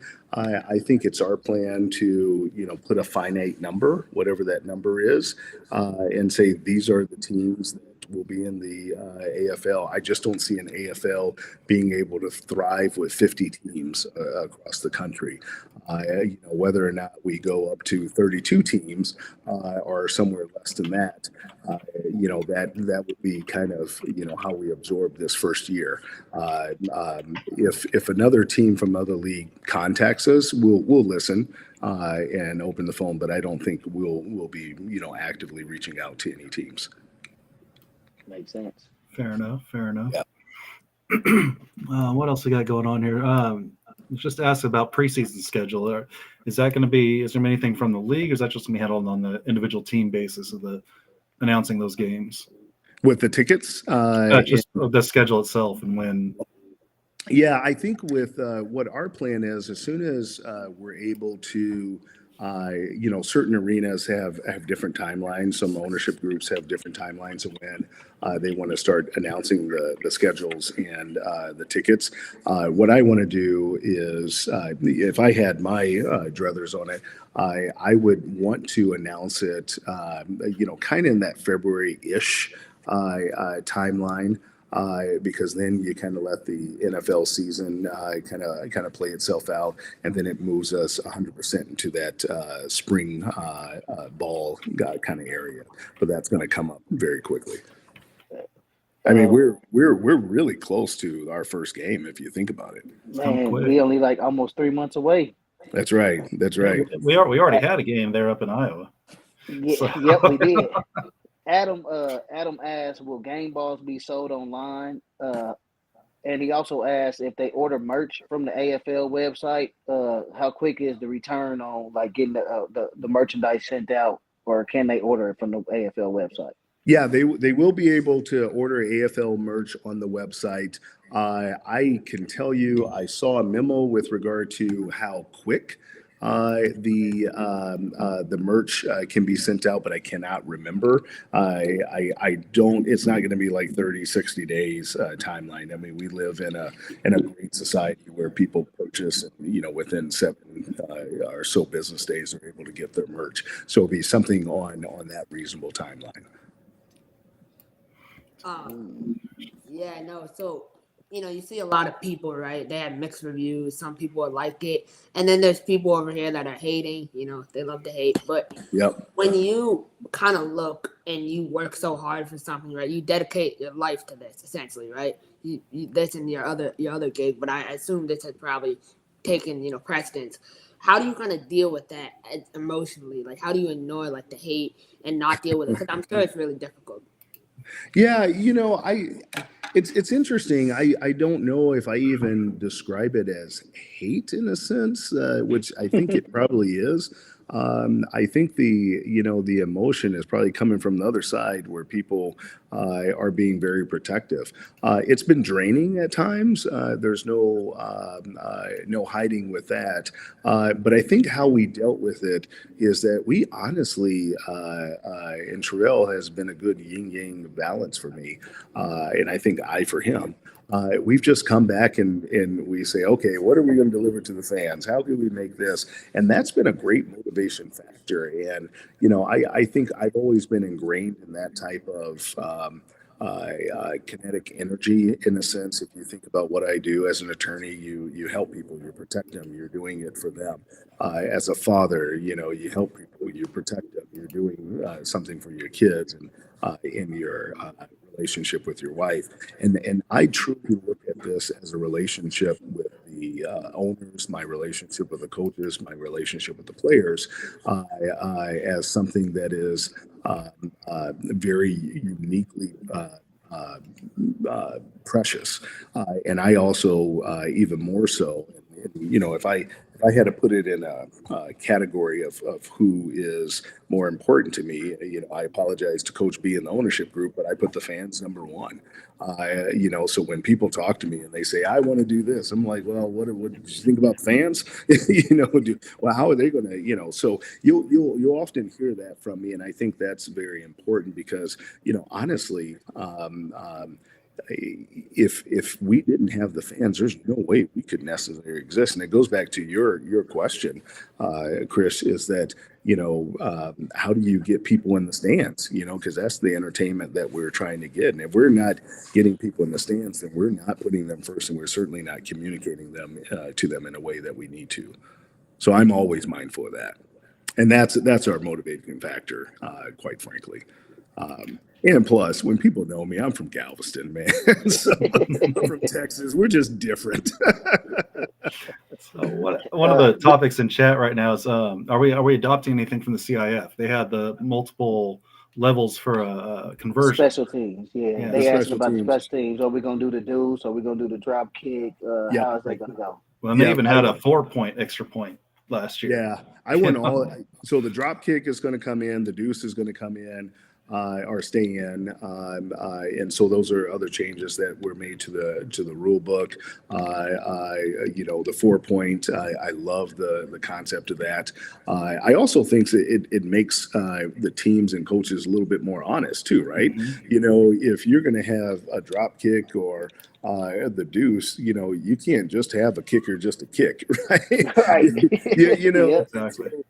Honestly, I think their job is, from a general manager standpoint, a player personnel is probably more difficult than any other football league that you can think of, because not only do you need somebody that has the defensive mental temperament where you can go balls to the walls, you need somebody who is going to be disciplined and controlled on offense at the same time. And that's very difficult to find. Then, when you have a roster of 21 active players, and one of your players has to be a pretty legitimate kicker, you can't really make a mistake in who's on your roster. So I love the challenge and then the competitiveness of that within itself.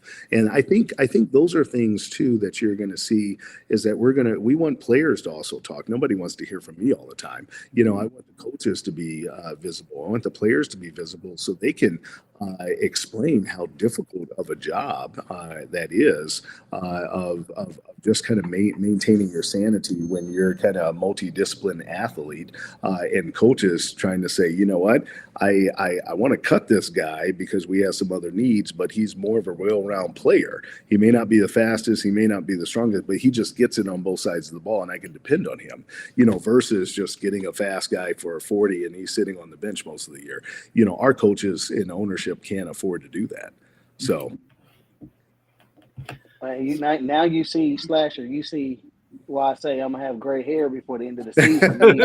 me wearing it with the GM and the head coaching hats, I gotta worry about helping out with this and that, and then worry about if we recruiting the right players that fit our mold and our model for not only the team but the league. So that's right. It has to go hand in hand. And when you building an organization from the ground up and the league coming back, like you said, we've been reborn again. You got to make sure you dot all your I's and cross all your T's, because you will get in this new day and age, social media will kill you. You can either make it or break it. That's right. And one rule I'd like to see come back that they got rid of in the last year of the AFL, in the 1-minute timing rule. If you're the offense and you got the lead, if you don't gain positive yardage, clock stops. Yep, that's right. I love that. I wish all league. I know there's always time considerations, especially when you talk about TV, but man, that makes games so much more exciting when there's just that possibility. We're leaving that, but though I think the only difference with that is it depends on what the score is. That's fair. Yeah, That's fair.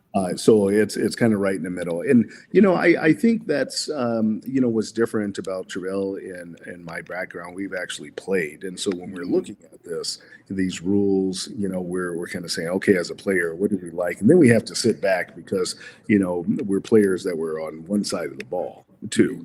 And so we have to, we have to, make sure it's just not for us, whether it be offensive or different.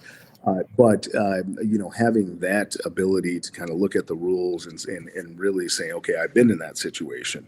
What do you do? I mean, no coach wants to have won a game and then have the referee or the official not notice whether or not a person's eligible or not. So what can we do to eliminate, the miscommunication 100%?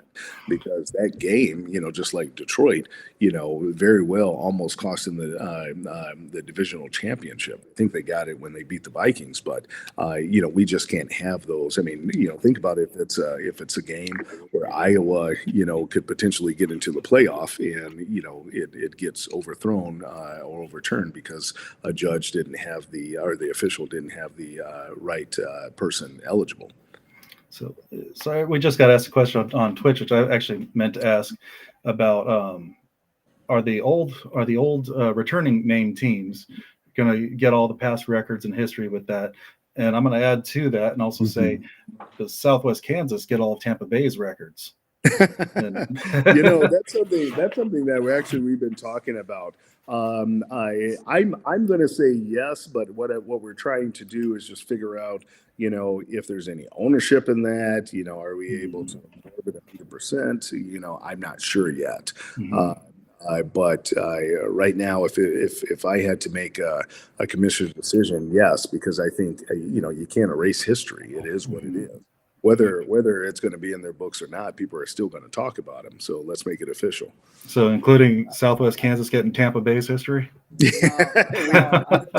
think we should have a old school arena record book, and then we should start a new record book. So you know what you had in the past, and then what we starting, because it's 2024. We starting something new. So whatever happens this year, records will be set, and then we just compare them to the old records. It's something like with the museum, you got all the old records in that museum. So you'll know you'll have it in there, and it'll be something we can back on. That's right. Piggybacking off of that, we had a few questions. They asked, are the Arena Bowl trophies going to be the same, or are we bringing back the belt? The Arena Bowl trophy is going to be different. We are designing that now. Fair enough. So the Arena Bowl trophy is going to be much different. We want to, my marching orders is that I like something a little sleek. I like something that that is won, something that's proud to be lifted. And so I literally went through from every popular trophy, from the Stanley Cup to the Super Bowl to the national championship, and just kind of looked at elements. And then I want the trophy to be able to speak to the fans. It has to be a historical situation where, kind of like the baseball trophy with the pennants around that with the 34 teams, like it has to speak. So we're in 2024. So what type of elements can we engage into our new trophy? So did we get the old Foster Cup back? I've heard people tell me where it is. I have not confirmed or went to that location to make sure it actually is there, but I'm going to be more protective of this trophy. That thing was massive. I don't know if you realize just how big that trophy was. It was a huge trophy. It's interesting. I've even tracked down the guy who designed it. Nice. Believe it or not, he lives in St. Louis Park, Minnesota. It was over advertised See, so that's the due diligence that we have done, and whether or not he's going to take part in the new design, it just all depends. Plus, things are different now. I want some fresh minds. I want some creative individuals of all different ages that can think now and beyond. So Chris, you see that we got Dodge City Law. I think that's one of the old teams, and I think that's a guy, some people from the old league, from another league, but that's not Southwest Kansas Storm. Just to clear that up, that's old owners from the Dodge City Law and from another league right now. But they do got some good questions. They said, can you discuss how teams will be able to afford the new player salaries? And more importantly, the workers' comp premiums, which will come with that in certain cities and states. Yeah, I can discuss it to a certain level. The workers' comp, we brought in a risk management kind of consulting firm that's going out to every teams to make sure that we get the right premiums. I mean, for the most part, workers' comp is what it is with a lot of people in this. Either you go to a private sector, which is very expensive, or you go to the state fund. That's really it. And there's some states that are better than others. And so what we did, we got a risk manager that's able to kind of control those costs and maybe get us better. So that's who we brought in as Hub. HUB, which has done some work for past leagues in the past, so they have some understanding of how this works. With regard to teams being able to afford the player salaries, we're built as a league to make sure that we provide as much resources as possible, which includes the player salaries and other things. But we also want to get into a situation where this is just the starting ground. As we get more popular, as we're able to derive more resources, we want to be a league that makes sure that the ownership, the players, also all are involved in kind of the success. We have to be mindful in the first year of the league, but I think in years to come, I don't think those minimums will stay consistent. I think they will continue to grow. That's going to be part of something that I'm always mindful of. That makes sense. Another question that they asked, so we can get their questions out the way. They say, Commissioner Hutton, you accused other leagues of racist remarks as well as illegal and unethical behavior on 7 different occasions. And equally as important, you claim to have kept the receipts, the proof. If this is true, why not directly name those people or leagues, if for no other reason than to protect players from unknowingly being a part of those organizations? The reason that we won't name them on a platform like this, because there's no use to. We will do it within the legal format. We'll do it where everybody has a chance to respond. They're not here to respond, which is the reason why I didn't name names. But I'm also not gonna let that behavior go without being noticed. And I can tell you that there's other people who know who they are. And not just me, that know some of the conduct that's out there. So, me naming names would only, just duplicate and reinforce what other people know. I think in this position, we also kind of have to act with some sort of restraint with that, because, just throwing tomatoes back and forth with those actions happened. It was unfortunate what happened. We're not going to sit by and let it not happen, because my job is to protect the fans, the players, and the ownership. But when we have to deal with it in the appropriate courthouse, that's when I think people are going to say, "Wow, this is." Happened. This is too bad, and I think people will have like a renewed respect of kind of what we had to endure just to get here. And I can tell you, when I kind of say, "Hey, I know what you did last summer," some of that behavior starts to stop. I can Well, and tell. it's not the first time one of these teams and leagues have been found to be interfering with another league. I mean, it's been settled in court before, but Yeah, so But absolutely. that's the good part about it. That a lot of mhm. people say, "Oh, you're a new commissioner, you don't know what you're doing." But when we get to that legal part, that's when you show up Mhm. and show out, and Yeah. they see why you the commissioner. Well, that's So exactly right. That's exactly right. Yeah, it's interesting, and I can tell you, a lot of people have said you don't know what you're doing, you don't know this, but both Travell and I have really great resources that we can call. So when I have questions, I've called commissioners from major sports, college leagues, who said, Lee, you know what, I've been through the same thing. You listen to some of them, you listen to all the criticism, you listen to all the comments, and you look in the mirror and you say, you know what, were they right? And if you can walk out of there with your head held up high, then continue to doing what you're doing. If you find out with a gut check that they were right about you, then you got to make some changes. I think that's what's great about just having an athletic spirit ingrained in me is that athletes, in order to improve themselves, they really have to gut check themselves constantly. If I'm going to improve, am I going to do it this way, or I'm going to do it in a way of ignoring what I have to do? And I'm always trying to improve. Quick update on the national championship. Michigan's up 20-10.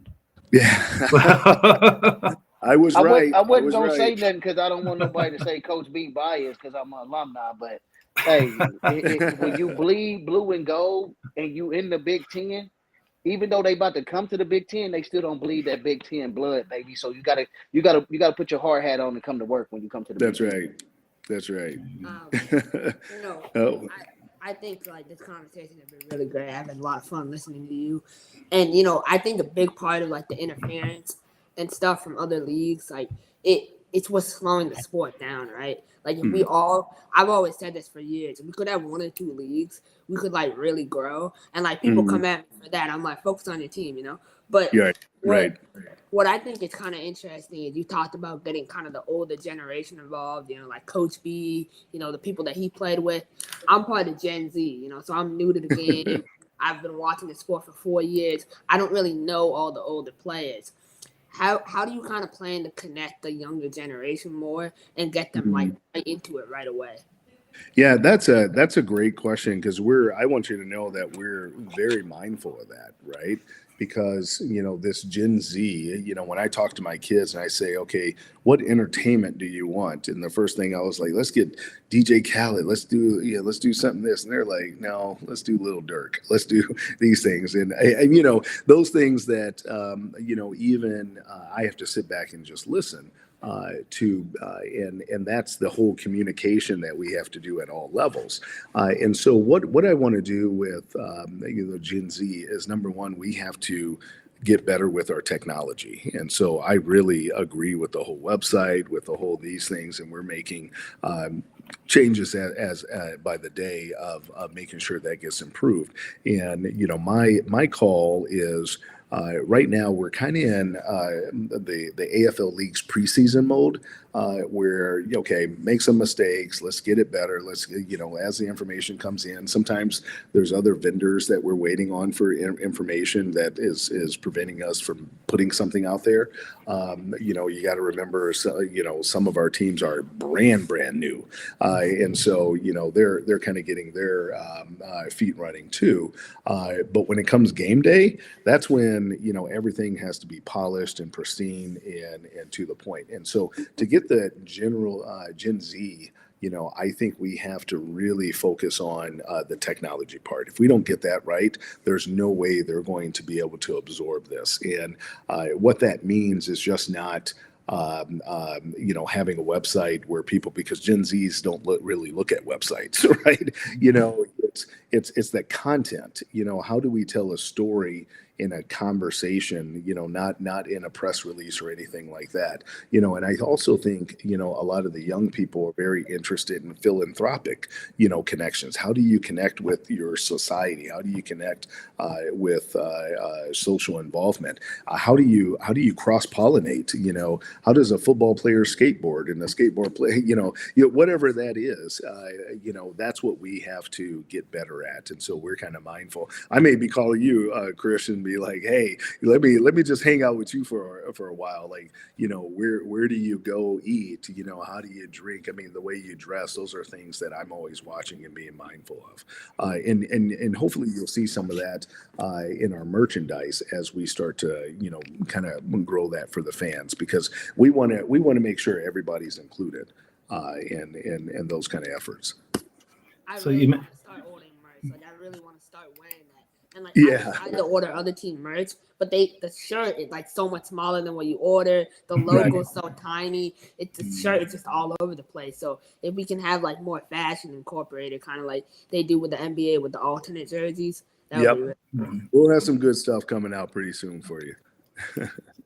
So you mentioned mistakes, which makes me wonder: is there anything that you're looking back now that you wish you would have done differently up to this point? Yeah, that's a good question. I think there's a lot of things I probably would have done differently. The one thing that I wish we would have done differently is just have more time. I think, if people look at, when the announcement was made in February 2023, we really started getting going, sometime in July 2023, to be honest with you.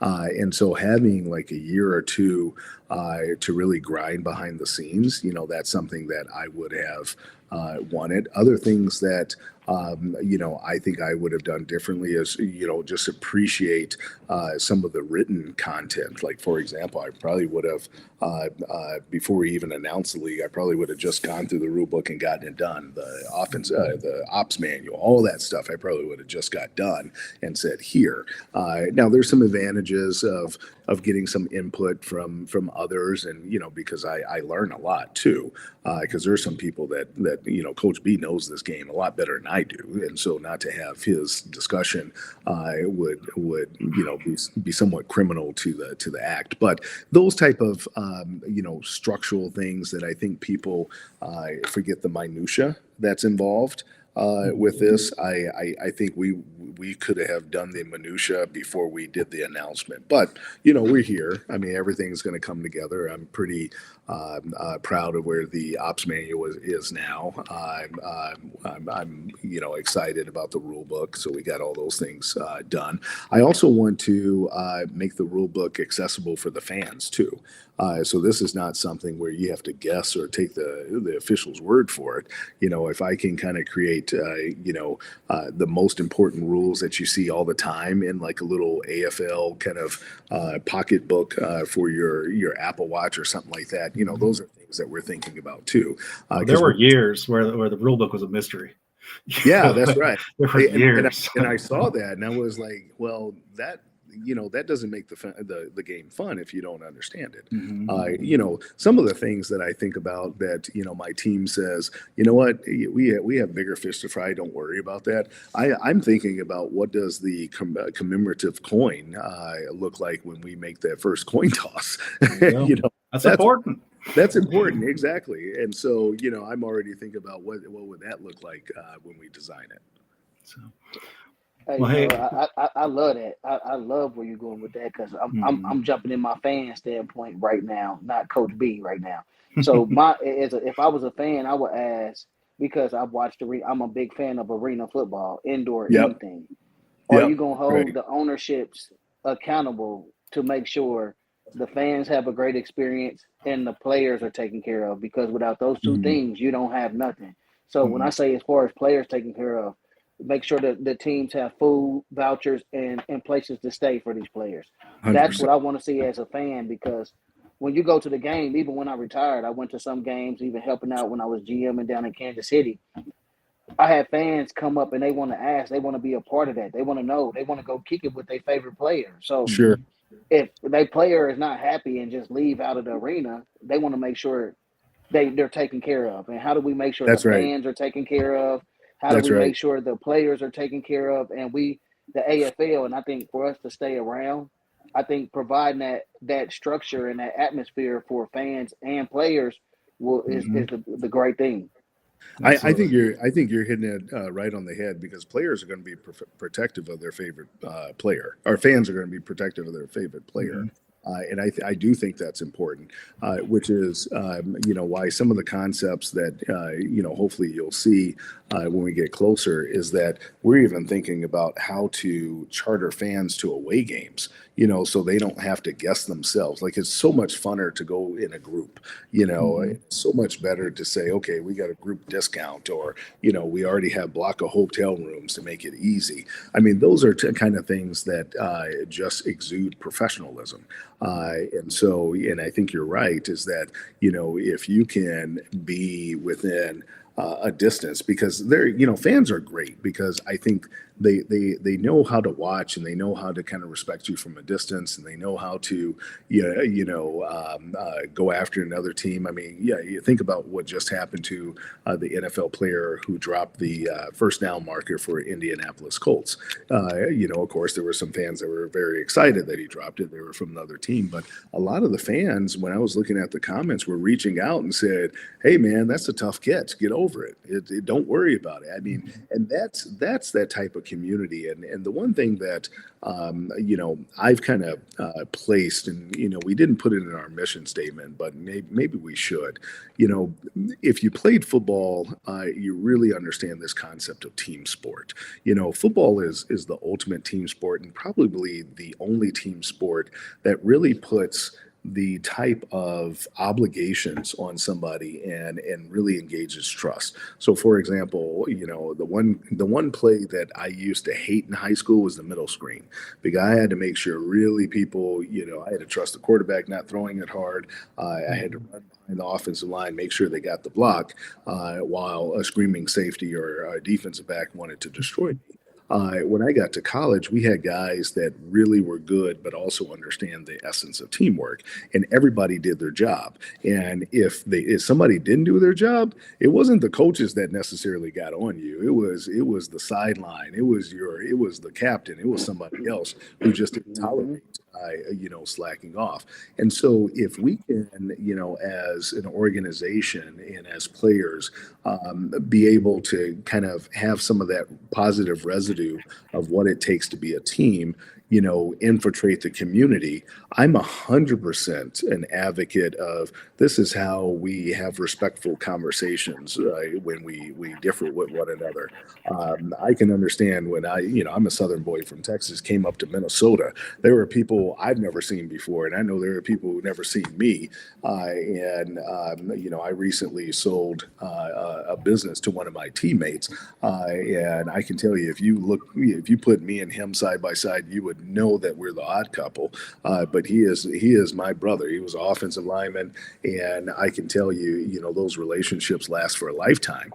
And so if we can kind of lead by example with that teamwork, I think when that gets into the community, you have established relationships that really get shown in the classroom, that get shown in behavioral things that we can all be proud of. And I'm 100% certain sports does that. I've seen it firsthand. Well, hey, like Zach Paintrain here pointed out, you've been on here for 2 hours taking questions, man. Right. You even do this like a champ. I like I said, I said a while ago, I want to be respectful of your time. Is there any last words? Anything you want to get? Any message you want to send out to the fans, the coaches that are watching, the players that are watching? Any overall message you want to send everybody? I think the overall message is number one, we appreciate everyone who's reached out with positive comments, people who've reached out with some things that we can do better. I think we have to listen to that. I am so appreciative of coaches like Coach B, other ownership groups, because they certainly had made my job much easier. I do get phone calls 100 times a day from them, but it's great because it shows that they care.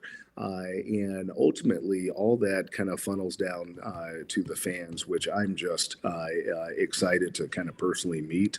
I've talked to some of them here and there on Twitter and some other communications, and I've never seen a group that has been more diehard than the Arena Football League fans. And I can tell you, if these are the people that are supporting us going forward, there's no way we can fail. I truly believe that, and I think we're just going to get better. I think we're going to see this brand go in atmospheres that it's never been before. And when I look at the history, when this first started in 1987, it had a significant run. I mean, you're talking about decades. And then when it went what I call hibernation, and it came back in 2005 or somewhere around that area, it went on for decades, right? And so we just have to repeat that path. And the reason why it went on for decades is because people demanded this type of entertainment in their lives. And like it's innovative. It's innovative. And going back to where we started from is that, people have made this as part of their family, part of their everyday kind of ritual and what I want to do is, my NFL team was the Houston Oilers.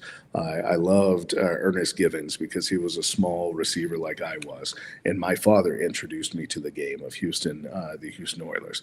Then, all of a sudden they moved to Tennessee, and they're the Tennessee Titans. And I always feel like I don't have a team anymore. I feel like I'm kind of forgotten in that. Now my father went to he changed his loyalty to the Houston Texans, but it just wasn't quite there for me. But with that being said, the one thing that I wish I had the opportunity is for my boys and my family to go to a Houston Oilers game and have that experience that my father gave me. And so we want to bring that back for people and say, you know what, here's what I experienced. Now I can pass the torch to you. And then the Gen Zs are able to do that with their kids as they go along. Although, Gen Zs, you guys don't have families until you're like 50 and 40 now. So. Well, I'll tell you, but we're still gonna be around, so don't worry.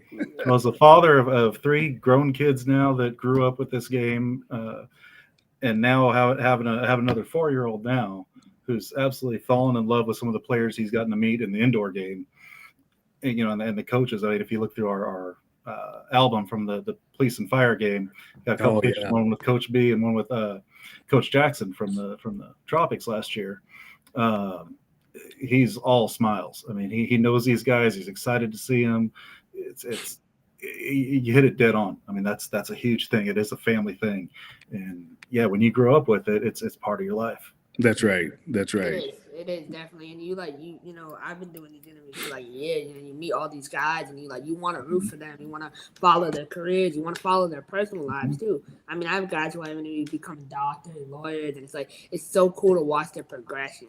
That's right. I think that's the biggest thing the AFL can provide is like transparency, and you can connect with the players. Like, are you gonna have a phone number that we can call? Yeah, I think that's probably, what the answer is yes, a short one. People have been able to find my personal cell number, so that's been interesting at times. And I've had hours conversations with people I didn't even know, which has been absolutely fantastic. I can tell you some things that came up is I'm talking to two people that call me separately. One is very interested in having the AFL be more accessible with people who are hearing impaired, and another one called me wants the AFL to be more accessible for people who are visually impaired. And that's something that, I can kick myself because I've been preaching that I want the AFL to be inclusive to everyone. And here's a group that I just did not think about. And so I'm glad that my phone number was accessible and my email was accessible. Otherwise, I wouldn't have received those communications. And so now that sparked the conversation. Okay, let's get our platforms together. Now, let's see if we do close captioning. caption, and how does that work, and what do we do to make sure that this is available for those type of people. So anyway, a number, I don't know if we're going to have a suggestion box or whatever it will be, but there will be some ability for fans to communicate with us.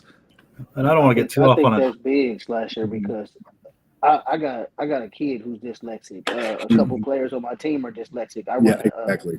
a non-for-profit foundation for dyslexic awareness. So I'm gonna try to do something with our team in that. But you'd be surprised where if we can reach out to like Special Olympics and partner and do stuff with them, that is gonna build that fan base, that atmosphere that we're looking for. So like everybody always does something for cancer. So if we start doing something for people with vision impaired or hearing impaired, because I got a son who has 5% vision. So it's stuff like that we can do that's gonna help us build, and that's what separates the AFL and what we're gonna do in the future going forward. That's right. And Coach B, you should call me because we'll help in the efforts. I mean, we have people even at the league office that, are very intimately touched in those two subjects. Okay. So. Well, as I say, a couple of years ago, the NFL, when they did their color rush uniforms, they had a Monday night game and it was two teams, head to toe in one color. Well, anyone that's colorblind couldn't tell the difference. It was all the same team. Yeah. So, That was a big question too. Somebody did ask, is our schedule going to simulate with the UFL? Is that going to affect our schedule? And is it going to be like the NFL, a Thursday, Sunday, Monday night regimen? Yeah. The UFL teams won't affect our schedule. The games are going to be played on Thursday, Friday, Saturday, and Sunday. There may be a Monday game here and there, but very, very few. And the reason for the various days, quite frankly, is to make sure that the arenas. We are good partners with the arenas. A lot of times, if you just pick like a Saturday, all the arenas across the country may have a traveling concert or something in there. We had to be a little flexible with that. Okay. I love how Coach Larache, he brought up the Make-A-Wish Foundation. The Make-A-Wish Foundation, man, that's an organization that has a huge impact on my life. So, Absolutely. being able to see the AFL partner with an organization that I'm directly associated with would be amazing. And Chris, if you have any contacts, I will personally, reach out. I've never worked with Make-A-Wish Foundation, but I've worked with the Starkey Foundation, which does the hearing aids here in Minnesota, and some other groups. And this is outside of just beyond of just doing football. This is why we're here. Quite frankly, and this goes back to just us being teammates. So, and I really think that as even though that Iowa has a different color than Minnesota and vice versa, and the fans will be involved in their way. I really think that we're all on the same team. I mean, we have the objective of just really seeing good football in the football league, and then when the clock's down and everything is done, we want to talk about football, at the watering hole or wherever it is. So that's what we want to do. So Kyle Lester. And great question, Kyle. Great question. Yeah, Kyle asked, what about school field trips or summer camps? I know minor league baseball does stuff like that. I know the Iowa Rampage, we're working to work with the Boys and Girls Club and the Salvation Army. Also working with a lot of the schools, elementaries, to do some stuff with them. I know Coach my other coaches and I've been talking about a flag football league, which we're waiting on to get with Mr. Hutton and them and see how we're going to run that during the year, because I know everybody's asking about it. And what about smaller markets? Like for smaller markets like us, Iowa, and a few other markets, or is the AFL going to put billboards out to build up their brand in those markets? Well, definitely. So, number one, I'm going to come to those markets, number one, because I think I don't want people to hear a communication and not be able to see the face that's speaking it. And I think even more than billboards, I think there's going to be, especially this is, our connection with USA football and the flag football. I mean, we have, something that we can tap into that can help create these flag football leagues and be a part of it. So the answer is yes, all the way above. I think getting out in the community is the single factor. I don't think we're holistic and 100% if we ignore that. Real quick, Coach James popped on here and talk about a guy who was a big part of this league for a long time, and one of those guys that gets arena football. It's Coach James. And he said the AFL-UC partner with Children's Miracle Network and Shriners Hospital. Which Absolutely. The Shriners are big. I know we're trying to do something with the Shriners. Greg, that was our major sponsor here in Kansas City. Dillman Sprint was our major sponsor. So definitely getting the Shriners involved and on the league level, commish. I think that would be an excellent idea. If anybody has good contacts, I mean, send them to me and we'll, open the door, because I really, and this is all about this and being inclusive. And people think about inclusive, being directed at just these things, but being inclusive is dealing with, all challenges that people have. I'm very mindful of communication, and if I can't communicate to someone because of whatever reason, then we're not doing our job. So, I welcome the door. Those are things that we have to do that.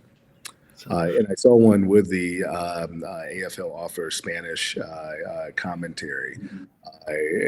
That's 100% yes. We'll be doing that in a lot of the select games.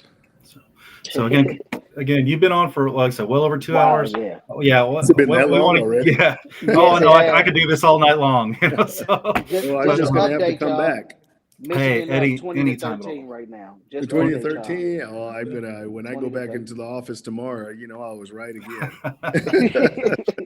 But we appreciate you, Commish, coming on. I know I don't have anything else for you, Slasher. Chris, you guys got anything else? I loved having you.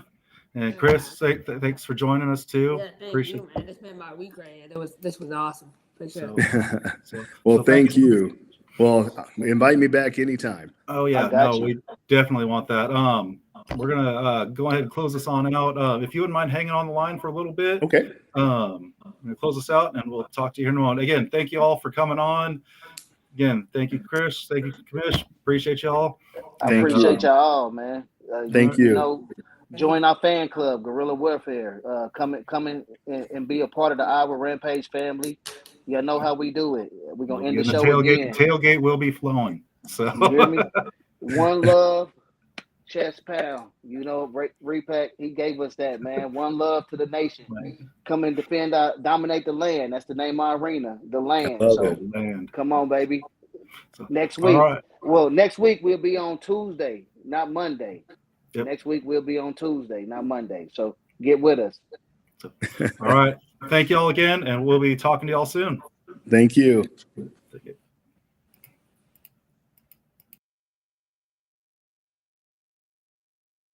Iowa Rampage. Iowa Rampage. Iowa Rampage. Iowa Rampage. I don't care what you heard about me, what you know about me, what you think about me. Pull up to the spot and I'm only one deep. When I go OT, get the thing on me. G43X got it off safety.